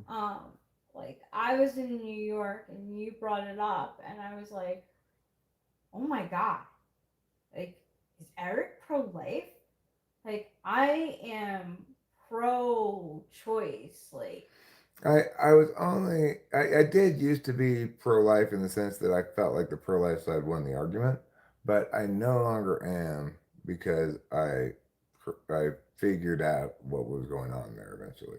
So, in fact, neither side can win the rights argument. Accordingly, I don't really have a clear position on it. Well, I'm just saying that I'm the kind of person who I can't let that stuff slide. Like, I called you right after and we had a discussion about it, and I had to think really hard if this was going to be a thing that was going to be an issue. And I knew for myself that I wasn't going to have a child. Like, Right.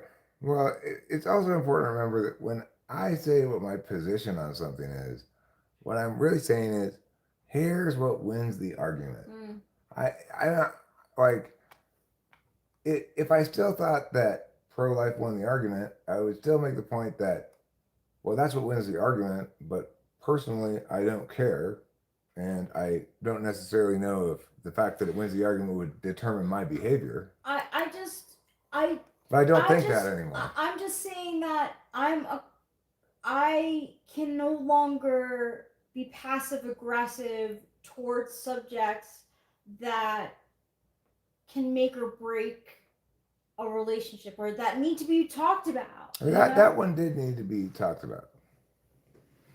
Um, and I think once we talked about it, you understood that what you thought pro-life meant didn't mean that in my instance, probably. Um, But I don't remember our initial conversation about it. you said yes, you were pro life, and I was like, I mean, I was at the time. yeah, and I was like, oh, okay, like because I'm pro choice. I'm sure I said that's fine. Yeah, like it wasn't an issue. That's what I'm just mean that like Yeah. I just talking about it like opens up the conversation for like Right. And the thing is, it would never in a million years have occurred to me that I would expect you to agree with my politics at all. well I had that's when like I learned what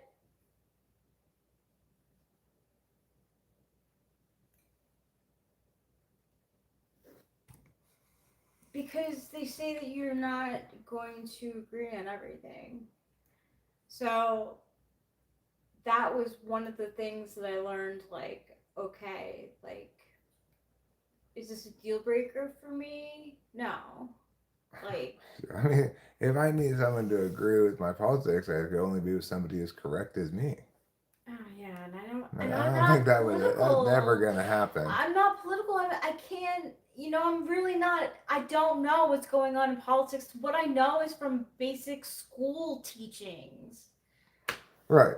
I do also get that for women, the issue of abortion is they have skin in the game in a way that men don't have skin in the game. Yeah, and I'm not unreasonable in that I would carry this thing in me for 5 months or whatever, and then all of a sudden want to abort. Like After the baby shower, 9 months. You know what?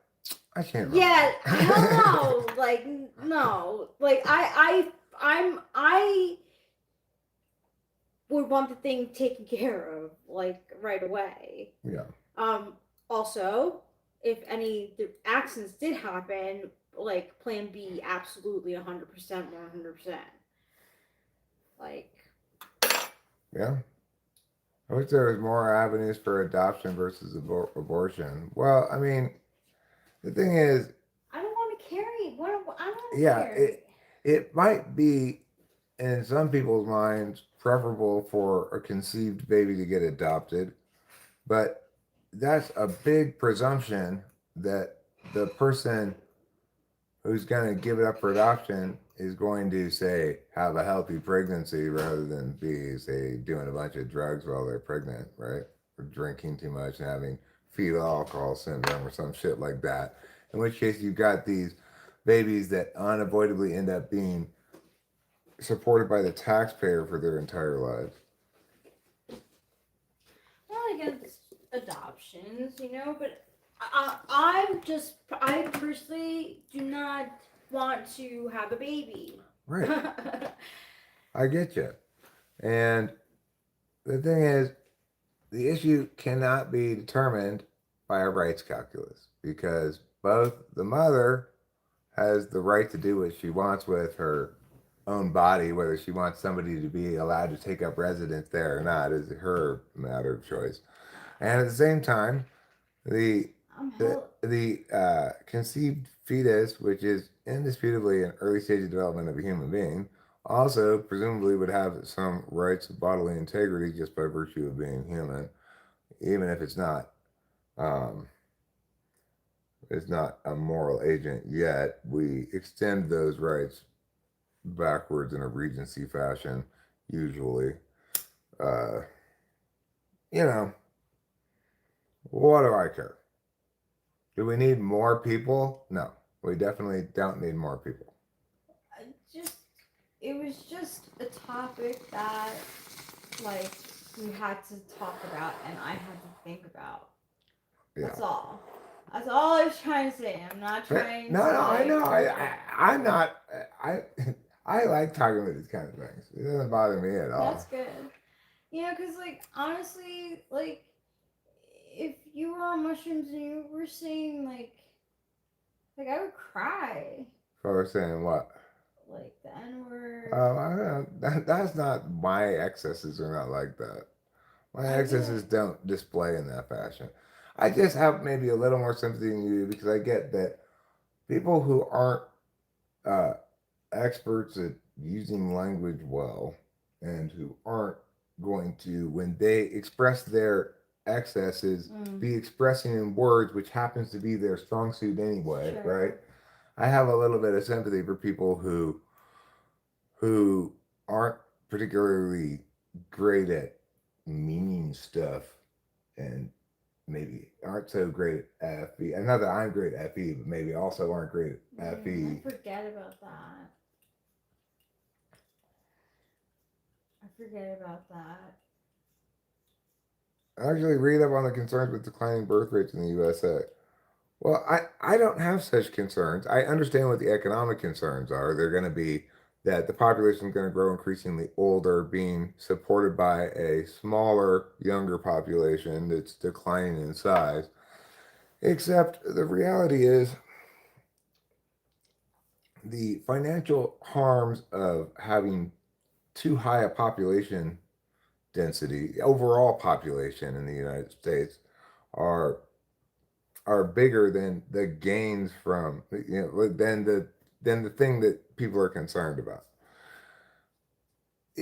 It's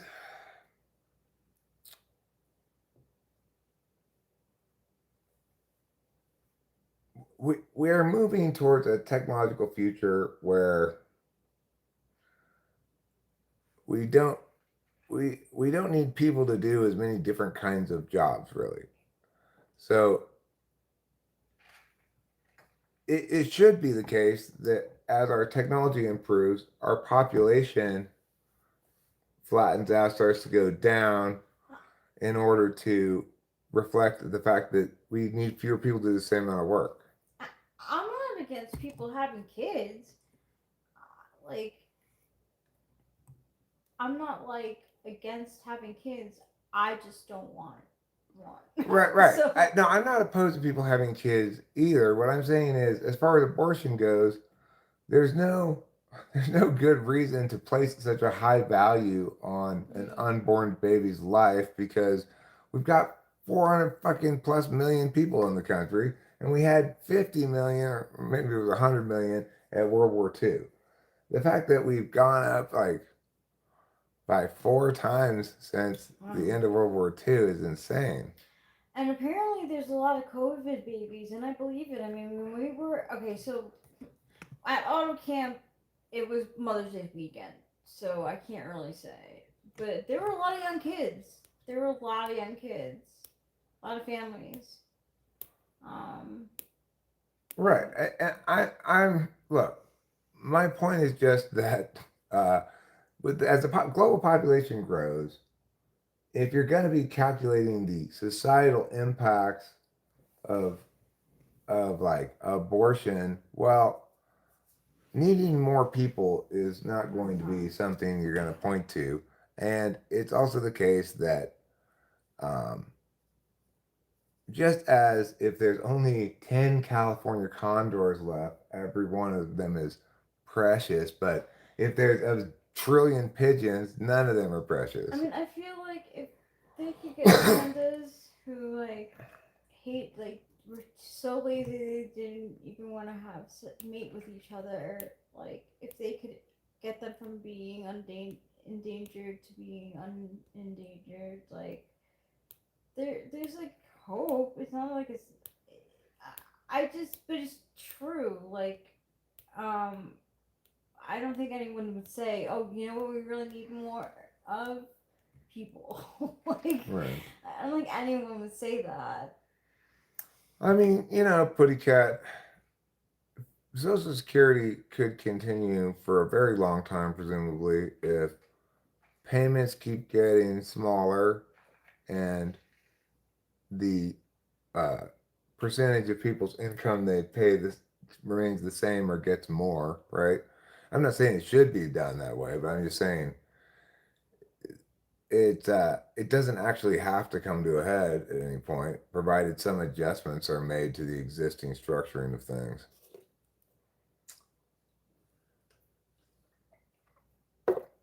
When was Social Security established?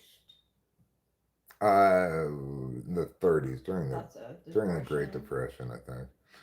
Um, the thing to note is of much greater concern economically than Social Security or population demographic stuff is energy costs. And I'm True. struck to making this observation again because of this incredibly dumb statement I've heard on two different places on two different videos. I've heard an equivalent statement that if there was free energy, it would collapse the global economy because the global economy is built on the petrodollar. Okay. Whoever is saying this does not understand anything at all. Energy costs are always instrumental to something else, expressly and only, right? And accordingly, any drop in energy costs represents a a an absolute and direct increase in profit slash benefit in general from your economic activity. Getting rid of energy costs would not ruin the global economy, it would supercharge it. As anybody who thinks about it for one fucking second can tell. You got the dumbass people saying their dumbass things on their dumbass videos and pissing me off, continue their dumbass ways for no good reason.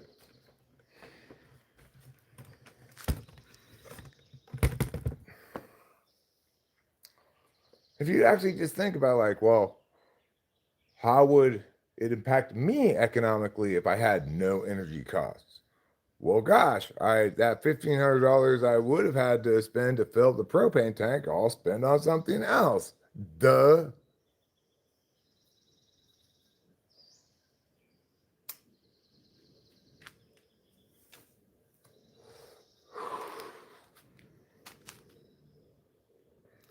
The petrodollar.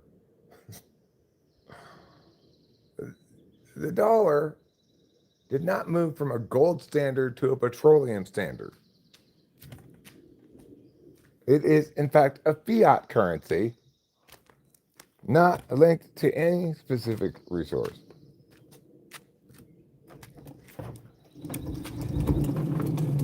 Yes, oil would become worthless if there was some new invention that provided free energy. Like if you attach it to your car, it gives you gasoline style energy. If you attach it to your air conditioner, it gives you electric style energy. Something that was that like magic solution to everything kind of thing. Well, there are some companies who would suffer a great deal, such as Chevron, mobile. Although they've diversified a lot into various green energy things too. Um, but those would be useless too. Obviously, Saudi Arabia wouldn't have anything to sell anymore. And we wouldn't need to buy anything from them.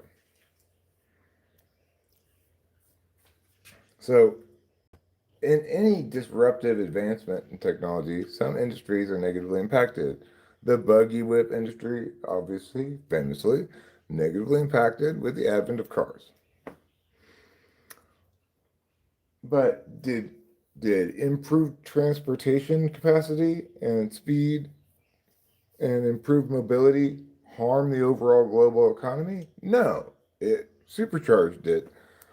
Despite the fact that the buggy manufacturers and the buggy whip manufacturers and the horse horse tack, that's what they call it, right? Horse tack? You know, the stuff you put on a horse, like a saddle and stuff. The horse stuff makers, those industries suffered a lot, but everybody else did not.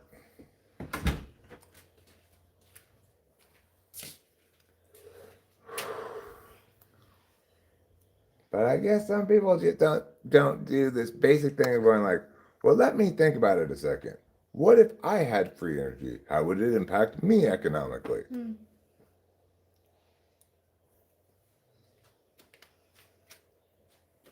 And it seems weird too that these people can be both. This is alien stuff usually, right? Like I watch these videos about aliens, where they've come to this planet and meow meow meow. And yeah, there's this general line of narrative that says aliens are here, and the only reason the regular man isn't enjoying the benefits of the free energy they offer us is because the government is in cahoots with them to suppress that technology. And the reason is because if it ever got out, it would destroy the global economy because the global economy is built on the petrodollar. Well, your mouth is built on the retarded dollar.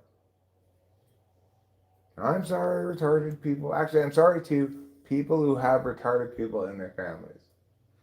But I'm sorry, I just deeply habituated to using the term.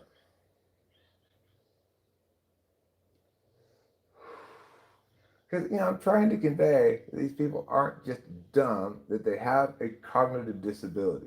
Would you like it better if I say they have a profound cognitive disability, even though they don't? Would that somehow be better than calling them retarded? It's still saying you're as dumb as your family member who has a profound cognitive disability. So I don't know what to tell you. I'm trying to convey that hyperbole there because I want to strongly express how dumb this thing is that they're saying.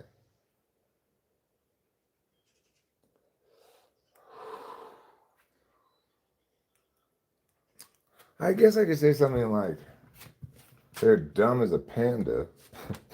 Pandas are even dumber than retarded people. Pandas are so dumb that when they have a baby, they're often like, what the fuck's this thing? And just walk away from it. Let it starve to death. How dumb can you be? That's how dumb pandas are. You know what's even dumber than pandas? Koala bears. They're like the dumbest animals in the whole world. The Federal Reserve should be disbanded. Why? I mean, a better advocacy is new currency should be infused into the economy in a different way. Because I've never had anybody successfully explain to me why it is we're infusing new currency into the economy, which is being infused in order to do quantitative easing, in other words, to keep pace with the total amount of increased wealth in the country. Why should that be loaned by banks to people? It wouldn't cause inflation if it were just infused into the economy. That's why it's quantitative easing and not just inflationary money printing.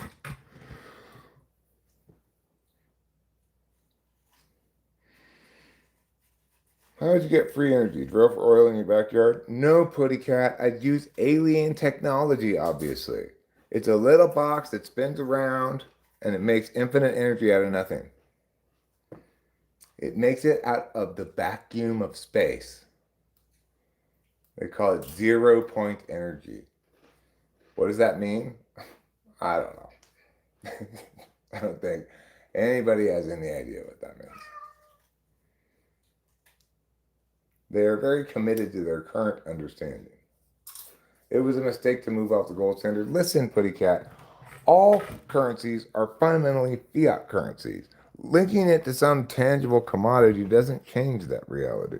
It just makes that commodity have to arbitrarily have value linked to the fiat currency in the same degree of arbitrariness as the fiat currency itself has. So it's not better to be on any kind of standard whatsoever. In fact, fiat currency is to be preferred because it's the only way you can actually infuse enough currency into the economy such that ideally you have very low inflation and no deflation.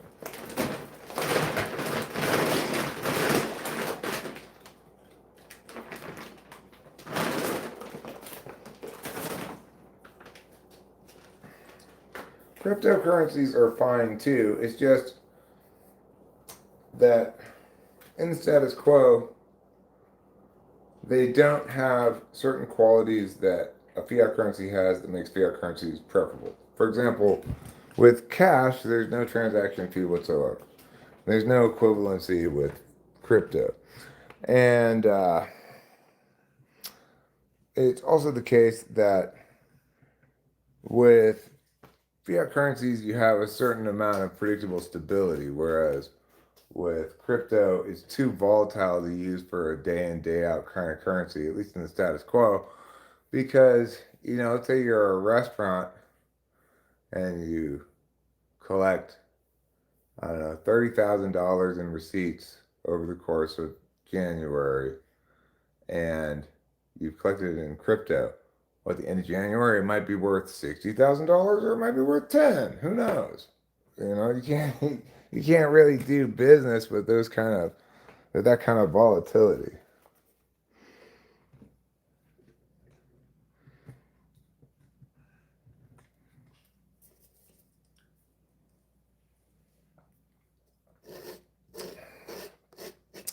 It's true that precious metals will always have high value because of the way they work as natural currencies.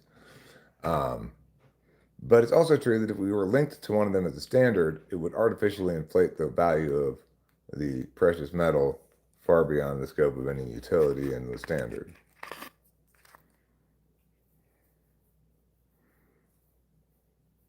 Well, countries that have terrible economic policy will incur consequences. The classic example being Zimbabwe. Well, Zimbabwe had some sort of reformist government that promised to redistribute land to the native black people, and that guy won the election and everything, and actually did it. Like, took all the, just plundered, right? Like, stole all the people's farms, all the white people's farms, and just gave it to various black people. None of whom, of course, knew how to farm. So what you had was runaway inflation, such that, you know, a few months into this grand experiment, you had to pay 7 trillion Zimbabwe dollars for a loaf of bread. Oh my God. But yeah, runaway inflation comes from bad economic policy. So if a country attempts to, instead of quantitatively easing in an appropriate fashion that's consistent with the actual growth of wealth in the country, if instead they try to pay for stuff by just printing more money, well, that's going to cause inflation, obviously.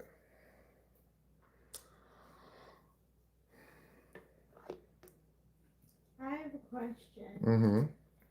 Mm-hmm. My flip-flops flops gave me the blister. Does the blister mean that my feet are just getting used to the flip flops, or does it mean that the flip flops give me blisters? Well, I mean, I have to look at it. Like, what I would suggest is until your foot heals, only wear your flip flops with socks on. Unless you had socks on, in which I case, didn't. yeah, I'd say then just wear them with socks on until at least you, um, until at least it heals. Yeah, I agree. Obviously, that year after year, having budget deficits and accumulating ever increasing debt and requiring ever increasing amount of the budget be directed to debt servicing that debt is a recipe for long-term disaster.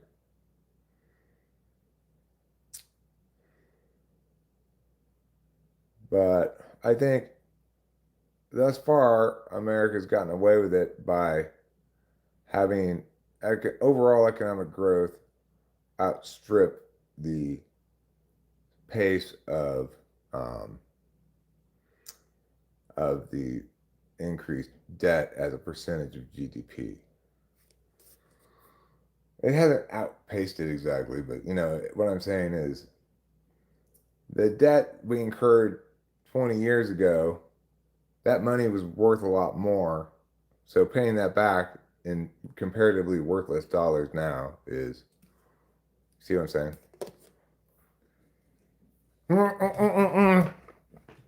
No, no, no, no, no.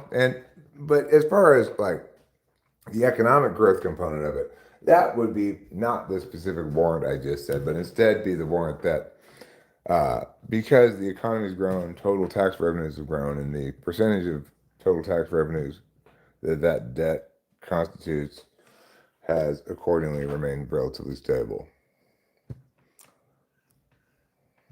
Please compete. Well, I mean, I think things are really unpredictable right now, Doyle. I don't think anybody has a really good grasp on what the overall economic impacts of AI will be. There's obviously a lot of economic activity around AI that's currently producing economic dividends, but this is the development phase for the technology. So it's really difficult to say what's going to happen in the post-development phase.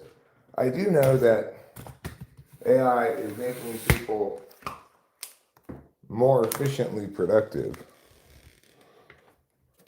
It made me more efficiently productive today when I was I was having it assist me in polishing up my resume and what all the various things I should put on it are and stuff.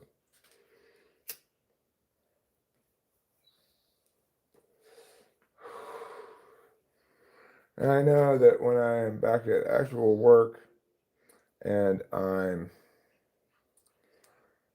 am doing the legwork of debate coaching, it's going to make a lot of that stuff a lot more efficient.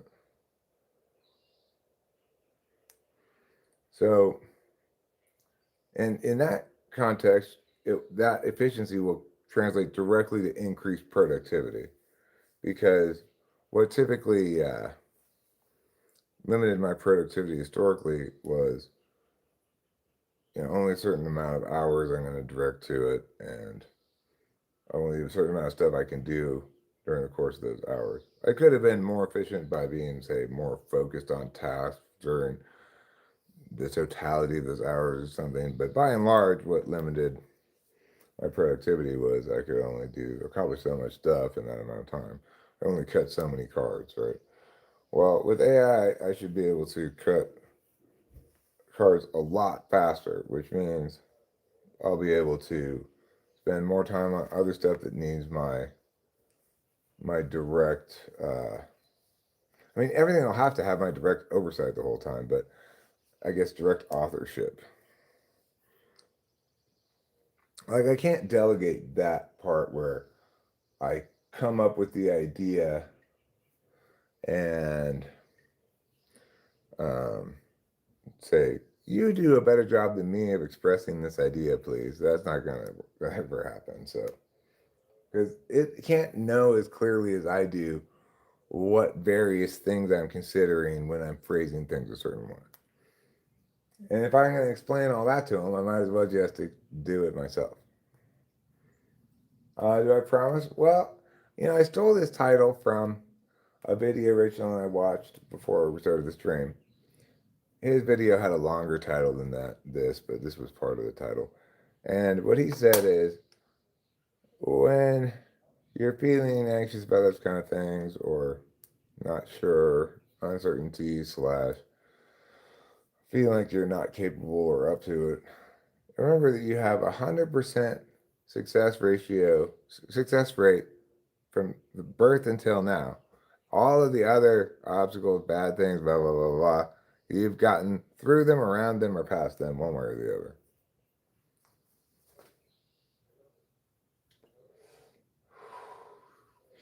You may be still going through some of those things now, but just because you haven't finished the process for some things now doesn't mean that that guy's and by quoting him, assessment of things is incorrect. It is the case that everything you have gotten through so far in life, you've already successfully managed to overcome that.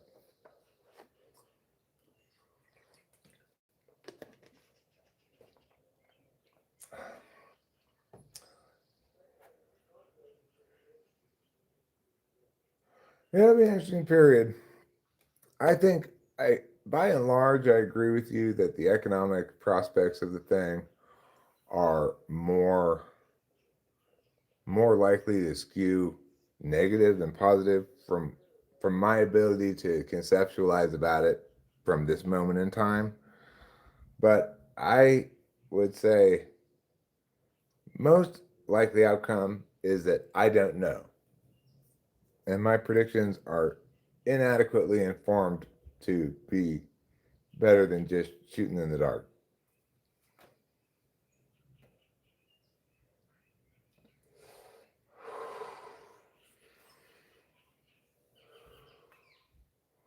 But I think the Middle Eastern people, they have a saying that says, it's like instead of saying goodbye and live long and prosper, they say, may you live through boring times. May you live in boring times. Well, what that means is that interesting times are full of upheaval, uh, difficulties, tragedies, wars, whatever. And it's not enviable to go through those things. But it is interesting to go through those things.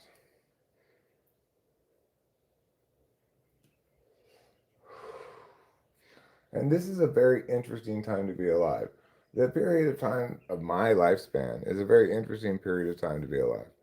You could make a case for, like, from let's say, born in 1930 would be a very interesting time to be alive as well. You would get to see some of the Depression as a childhood, then World War II as a teenager. Maybe say 1925, then you'd be fighting in World War II if you're a dude, anyway. Um, and and then you get to see the space race, advent of. If you live, say, till you're 75, well, that'd be year 2000. You get to see internet and all that stuff. That'd be big, big change to witness. You get to see the country go from 75 million people when you're born to 400 million people now. 2000, circa 2000. I don't know how much the population was then, but it's leveled off after some stretch of growth. But I think I like the time period in which I was born too. 71. I got to experience some of the old style of media world where you got 3 television stations and radio is a big deal, and you buy LPs to listen to music and such. and everybody has a landline. I get to start there, and I'm still only 55 now when we're getting to the whole AI revolution. That's an interesting time in which to live as well.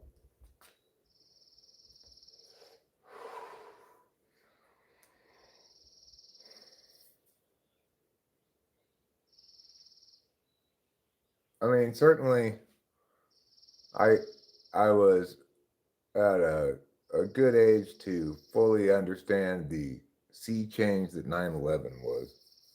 Things were very different before 9/11 and very different from that after 9/11. Nothing's been the same since 9/11.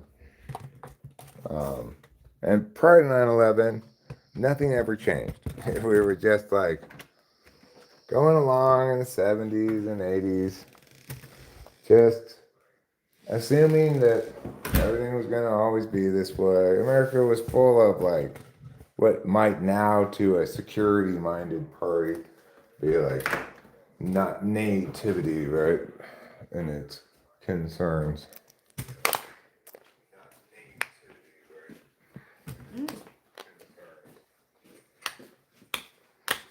But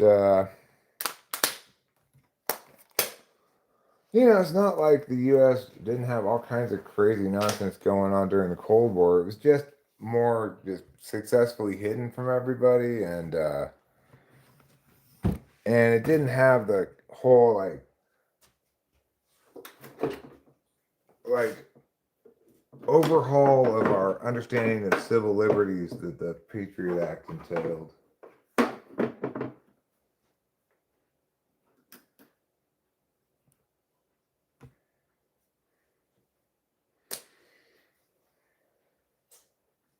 Patriot Act. What a horrible name for that piece of garbage legislation, huh? Patriot Act.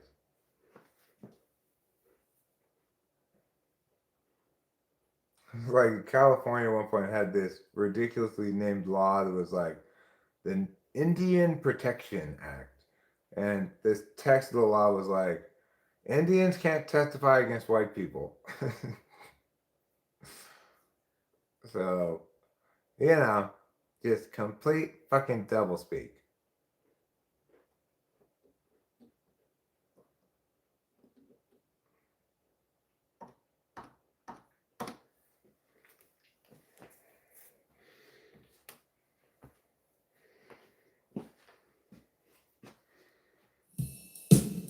Complete fucking doublespeak. You lying when you say in those words. That's not patriotic. Are you lying when you say in those words? Because that's not patriotic. Uh-huh.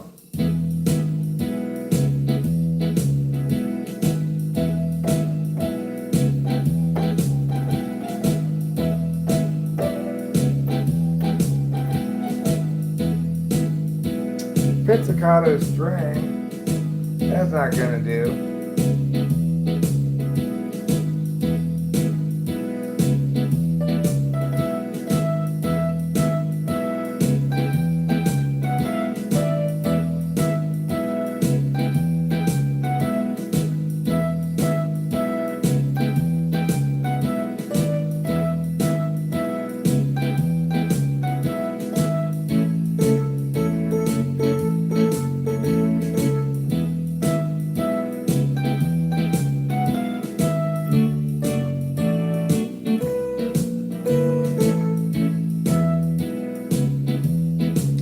Well, I was rocking, I was rolling, I was way out of control, and like they do in those blues songs, I was doing everything that I could do to not do anything that wasn't very much too wrong. Instead, I said, go and get me out of bed, because tomorrow is Mother's Day.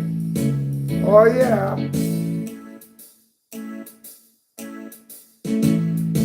A long time ago, the doctor said, congratulations, ma'am.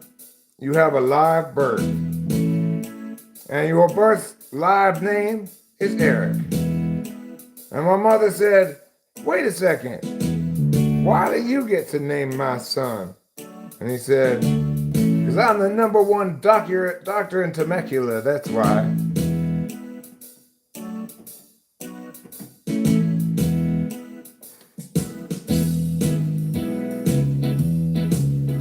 I'm the #1 doctor in Temecula. I got my medical degree from Mexico, and I want to operate upon your wife.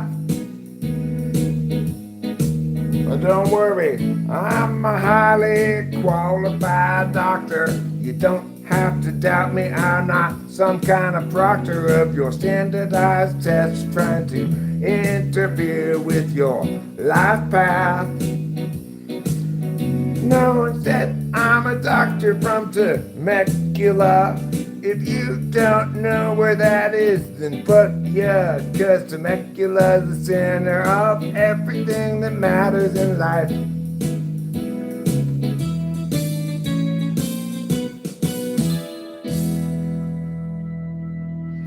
That song is called I'm a Doctor from Temecula. It's autobiographical, but in a fictional way.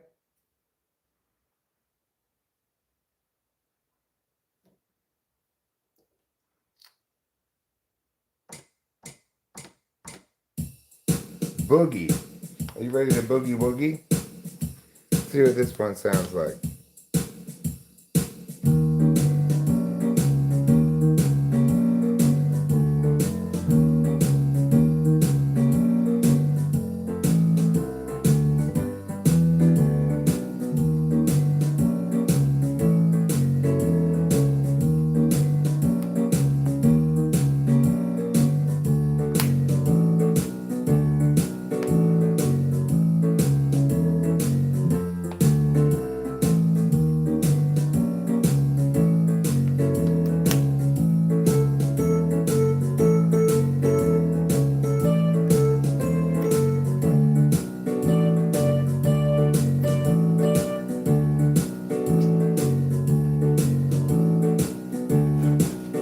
All right.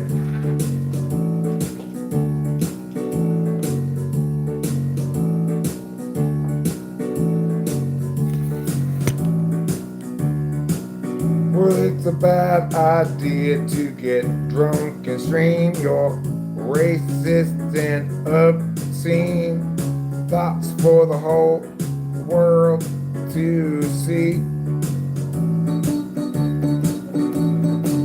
You might make my wife judge you, and who could really blame her for wanting to? After all, you kinda just made an ass of yourself again. Yeah, again, Eric.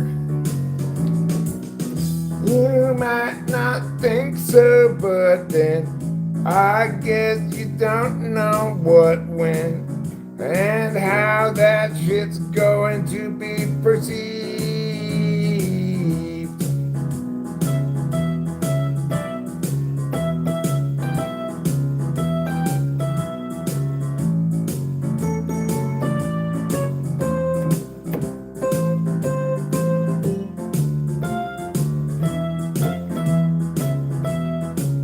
Well, I'm not very good at the piano, and I'm not very good at the drums, and I'm not very good at understanding whether I come.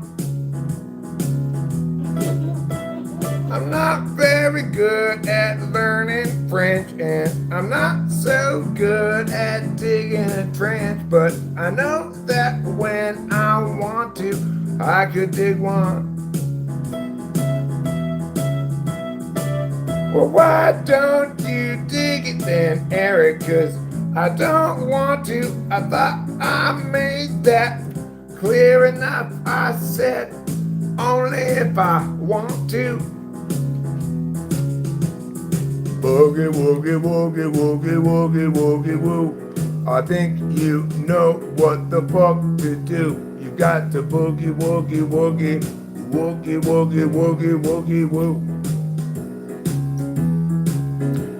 But what if I don't want to boogie, woogie, woo? Well, then what should I do? Because you've only given one set of instructions to me.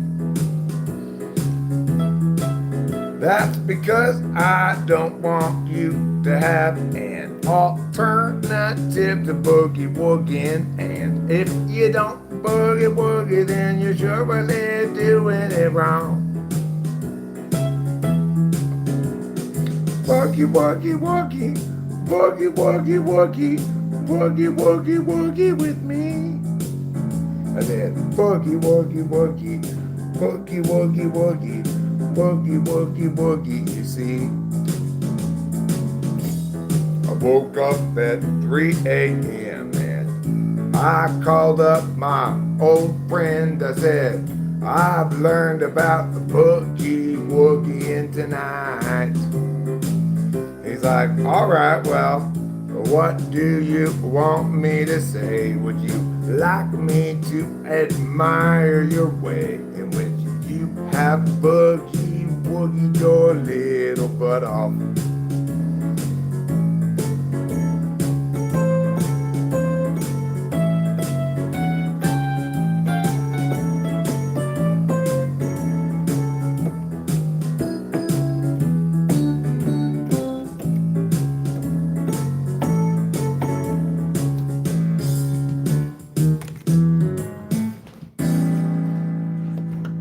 All right, that's enough keyboard. Thanks, darling.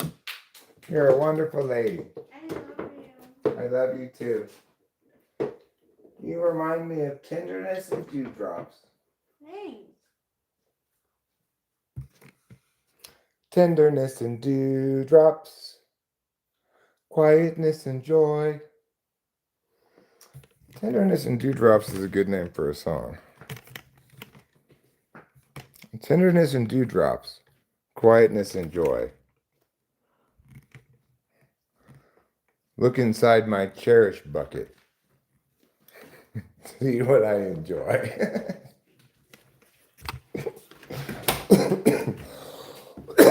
Look inside my cherish bucket is a good name for an album, I think.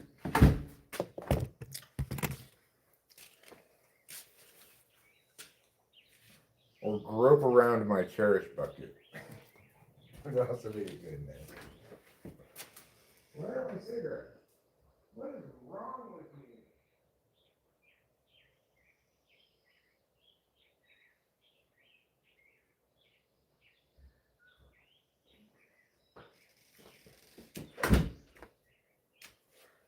Or perhaps a good album name for an album of love songs would be Precious Are the Times We Cherish.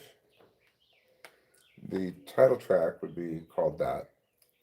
It'd be like kind of one of those Celine Dion kind of soaring songs, you know. Precious are the times we cherish. Amazing is our wonderful love. Like that. I think it'll be a hit. I think it's a guaranteed hit. And then the second track would be called Before We Met. It would be about how my life was dark and gray and cold before we met. And then you came into my life. And it was like I met sunshine for the first time. Only it's a kind of sunshine that don't require no sunscreen. That's so nice. Yeah. That would be the gist of the second song. The third song would be You, Me, Girl equals us. You plus me, girl equals us. It'd be a rap song. It'd be kind of like a 1986 style rap song. Like most people would be singing, but the chorus would be You plus me, girl equals us. Like that. That was actually like MTV had a fake boy band and they had a song called You Plus Me Equals Us. Really? Mm-hmm. Wow. Yeah. So that is as archetypal as it gets then. Well, you know what then? I'm going to title my song, You Plus Me Equals We. That's good. I like that. And it was like over 20 years ago, so people definitely won't remember like the old you plus me equals us. So just, yeah. You plus me equals we, girl. Yeah. Like that. Yes. We plus it equals they. It plus he equals I plus you equals me plus her plus they.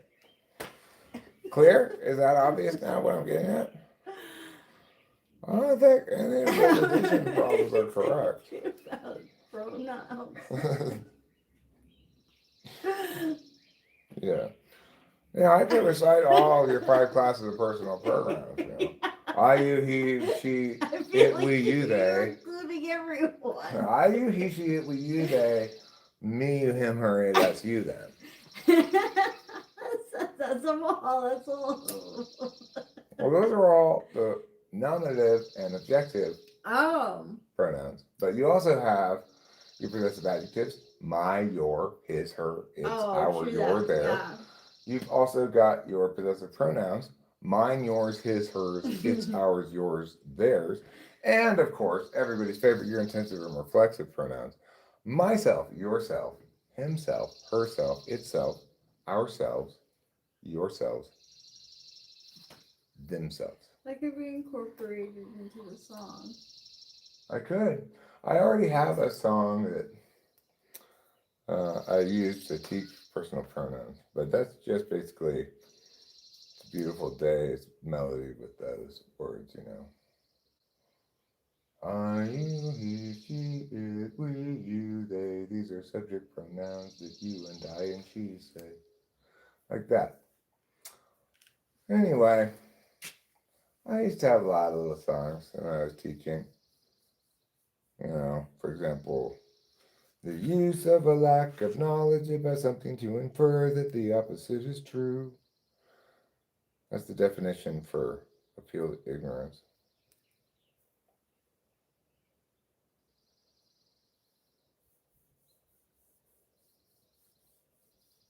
Thanks. Welcome, thank you. I like You're creating some much needed static electricity as our nation starts to exhaust its energy supplies. Hi there, Matrix Invader. Invading some matrices, huh?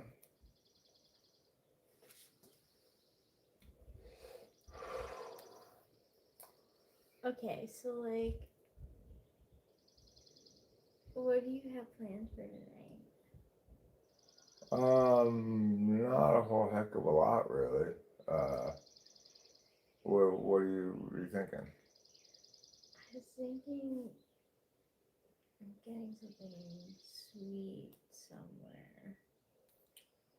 I mean, we already drove in town back. Oh yeah, I'm that's not sure if I right. really feel like driving out to town again. We do have that big bag of gummy bears in there, don't we? I could maybe make pancakes. Oh, that would be If you good. want pancakes, do that. I mean, sure, historically I've been a hardline flapjack maker, but I'm willing to make pancakes this time. What's the difference? There is no difference. That's where the hilarity lies. Really, just like they're like people used to think that. I thought that yams and sweet potatoes were the same thing. Right. They're not. Yams and sweet potatoes, different things. So like I'm surprised that flapjacks and pancakes are the same thing. Yeah, they are. It's like soda and pop. Yeah. Like, Now, you could argue that griddle cakes are slightly different. They're slightly different because it's on a griddle instead of a pan. But really, it's just griddle cakes means you can make more than once. That's the only real difference between a griddle and a pan.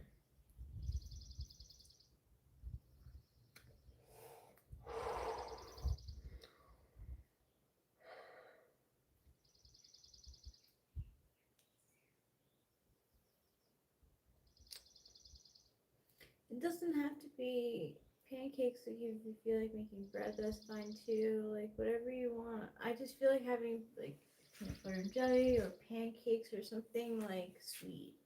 Okay. Which would you? I mean, I wouldn't mind baking a loaf of bread. Okay. That sounds kind of fun. Okay, and then I'll make myself a open faced peanut butter and jelly.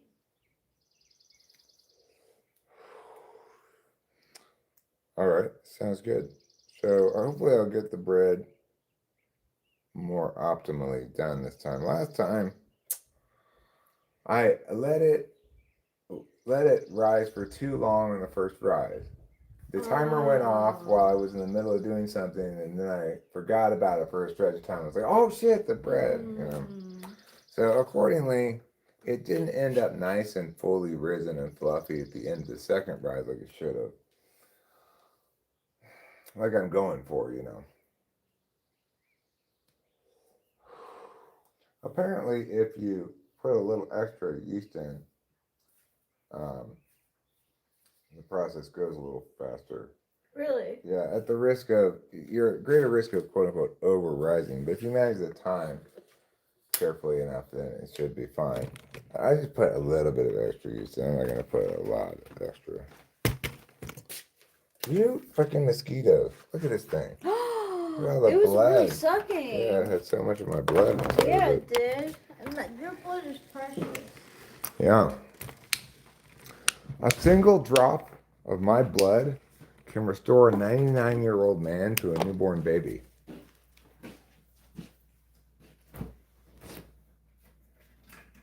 Most people's blood doesn't do that. Usually it's the other way around. You get newborn babies, adrenochrome. That's good. Newborn baby baby. Yeah, well, the conspiracy theorists like to say that. I don't normally like to use that term pejoratively because it seems to me a non-answer to everything. Not responsive to anything, really. There are certain things that do require an unusually large conspiracy if people are an unbelievable, one that strains credulity. But such things are the exception, really.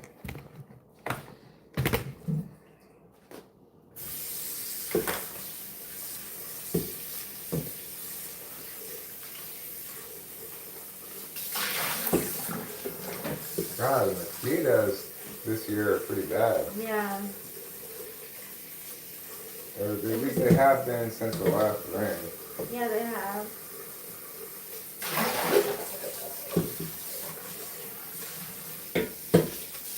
Let's see this light is going to turn on.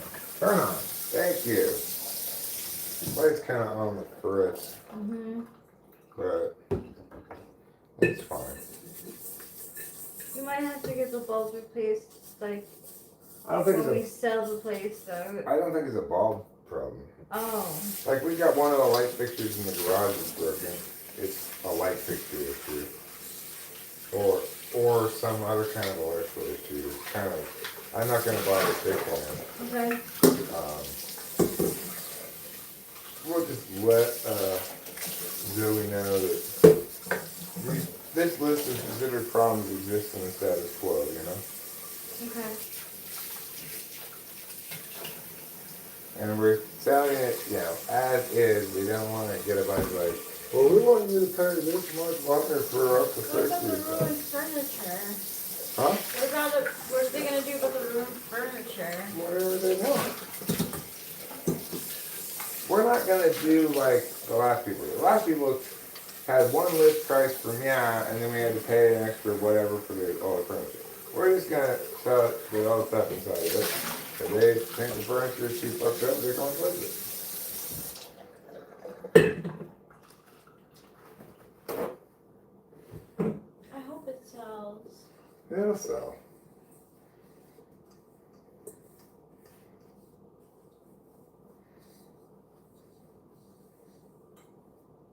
Okay. Here we go. We've got our bowl that goes with the mixer. Let's bring the mixer out here like so. We'll put this bowl on here. Like meow. And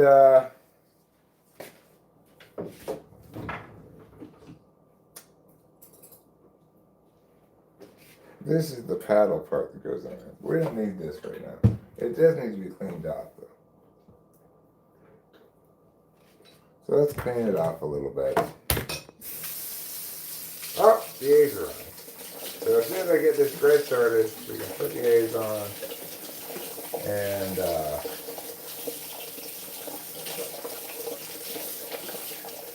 enjoy a little baseball, make a little love, get down tonight.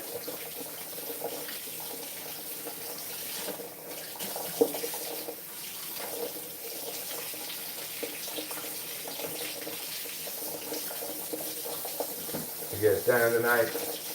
Get down tonight.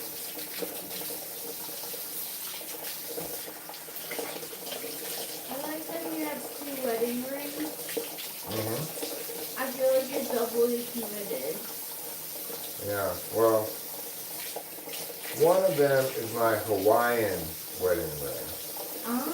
So that means, because in America, marriage counts across all 50 states except for Hawaii. You have to be married both in Hawaii and everywhere else. Okay. But I lost my rings in that trip. Well, I'm sorry if that's disappointing to you, but I've got some good news for you. I don't care. I'm not like offended, like, how could you have lost your ring? Yeah, I don't care at all. Okay, I don't need that thing in there yet. So what we do need to do is get out the ingredients for bread. Can anybody guess what the #1 ingredient in bread is? That's right, it's air.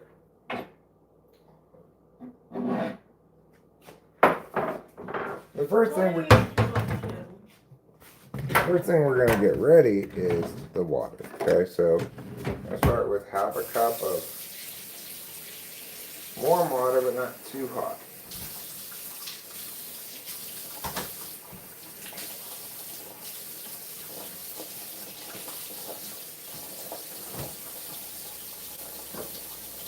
All right.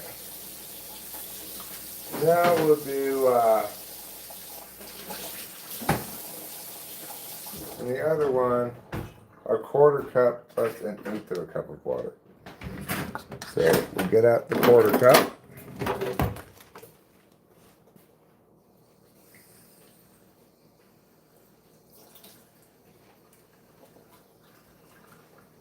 And half a 1/4 cup. That's about right. There we go. Now we'll get out the yeast.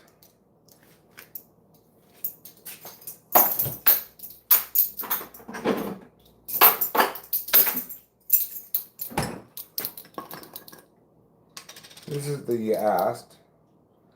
I'm going to put a little bit of sugar in it first in the water. The yeast likes to eat the sugar.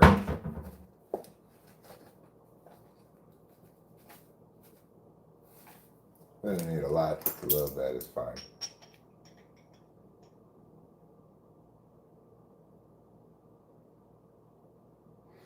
That's a little bit more than a tablespoon of yeast. It's supposed to be a tablespoon. A little bit more is fine. Now we're going to get out our stirring stick. We use one of these sticks when stirring the yeast because, as I discussed before, you may or may not have heard me discussing it before, yeast is the universe's second stickiest thing after balm resin. So it's kind of impossible to get it off whatever you're stirring it with. So it's best to stir it with something that has a small surface area like this.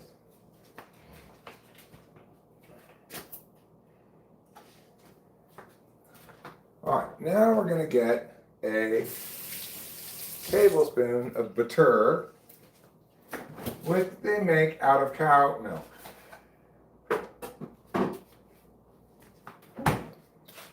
This is butter. You may have had it before. This is about a tablespoon of butter.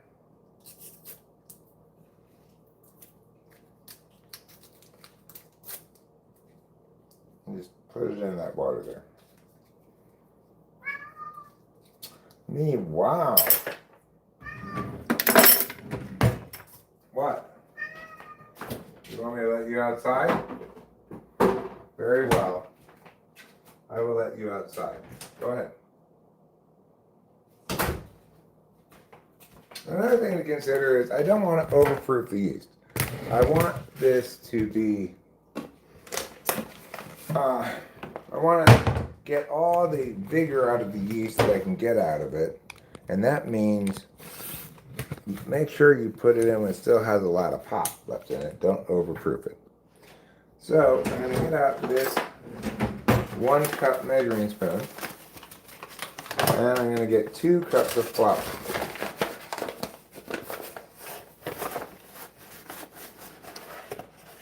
That's 1 cup of flour. And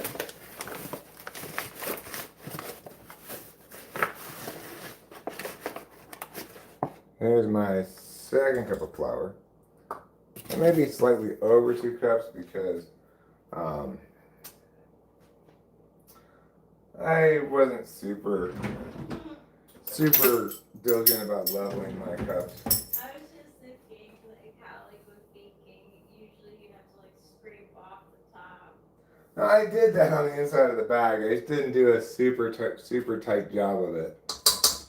DBX says, hi, host Eric, what are you cooking? I'm making bread.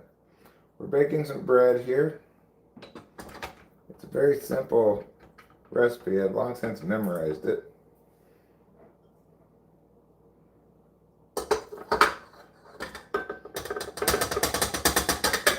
Although I still mess it up, like I should have put that paddle in after I put the liquid in. But, you know, what am I, Captain Perfect?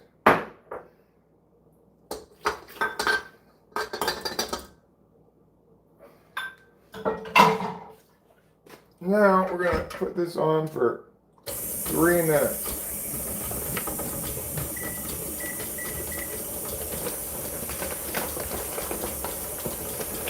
Oops. Forgot to take the cup out. Put the sugar back, put the yeast back.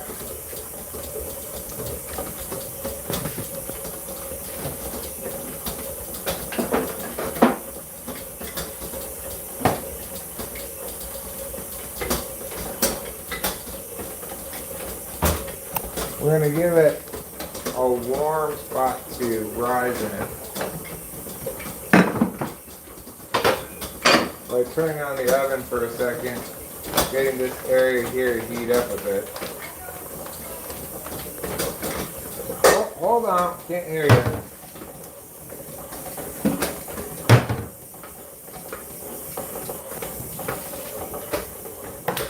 I know we find a warm place to rise into.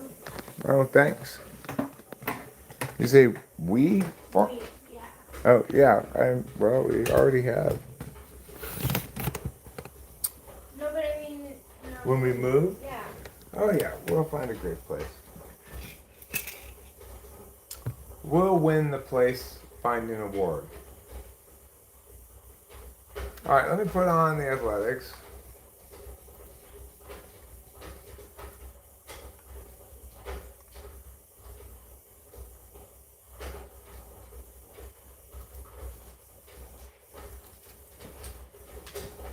Bam, bam, bam, bam, bam, bam, bam, bam, bam. We'll put it on double speed.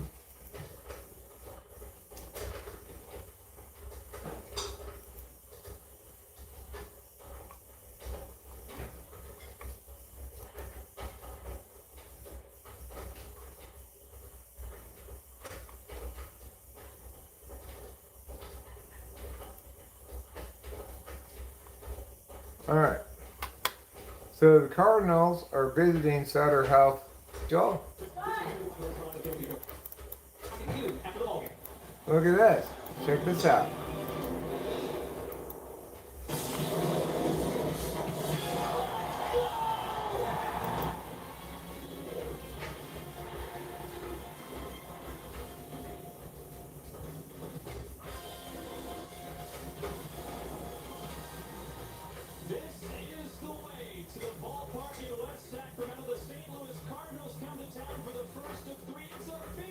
You'll see in a second. Just wait for one more minute. I went back a little too far.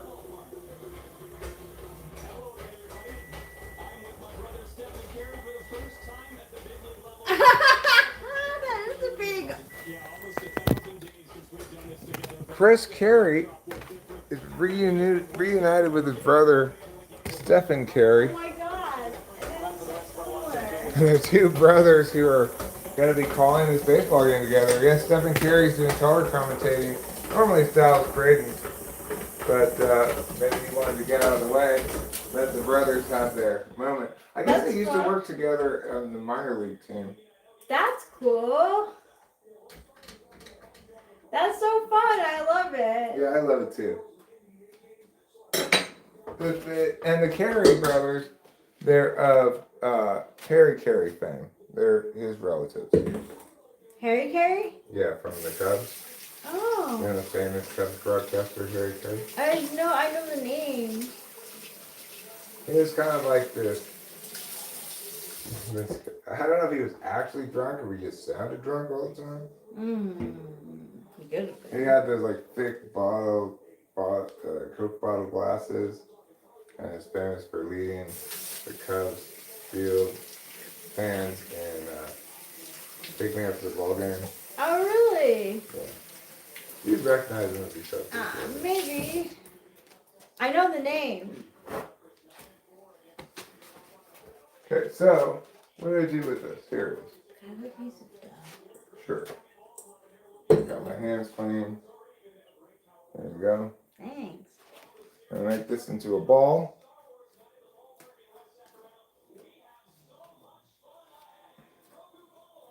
Alright, we've got a nice ball of dough here. And I'm going to put a little bit of flour in this bowl so that when I take the dough out, it doesn't stick, get stuck all over the sides of the bowl.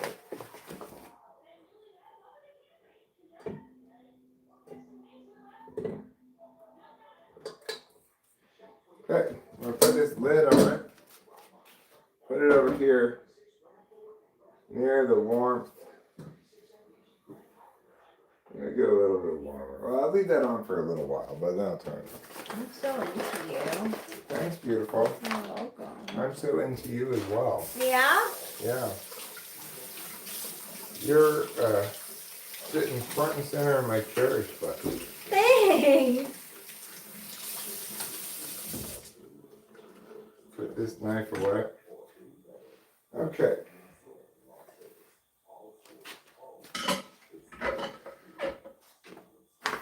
And put this away. Now I need to have the timer set for about 50 minutes, I think. Can I give you like this? Mm-hmm. I want to give you like this and keep it in there.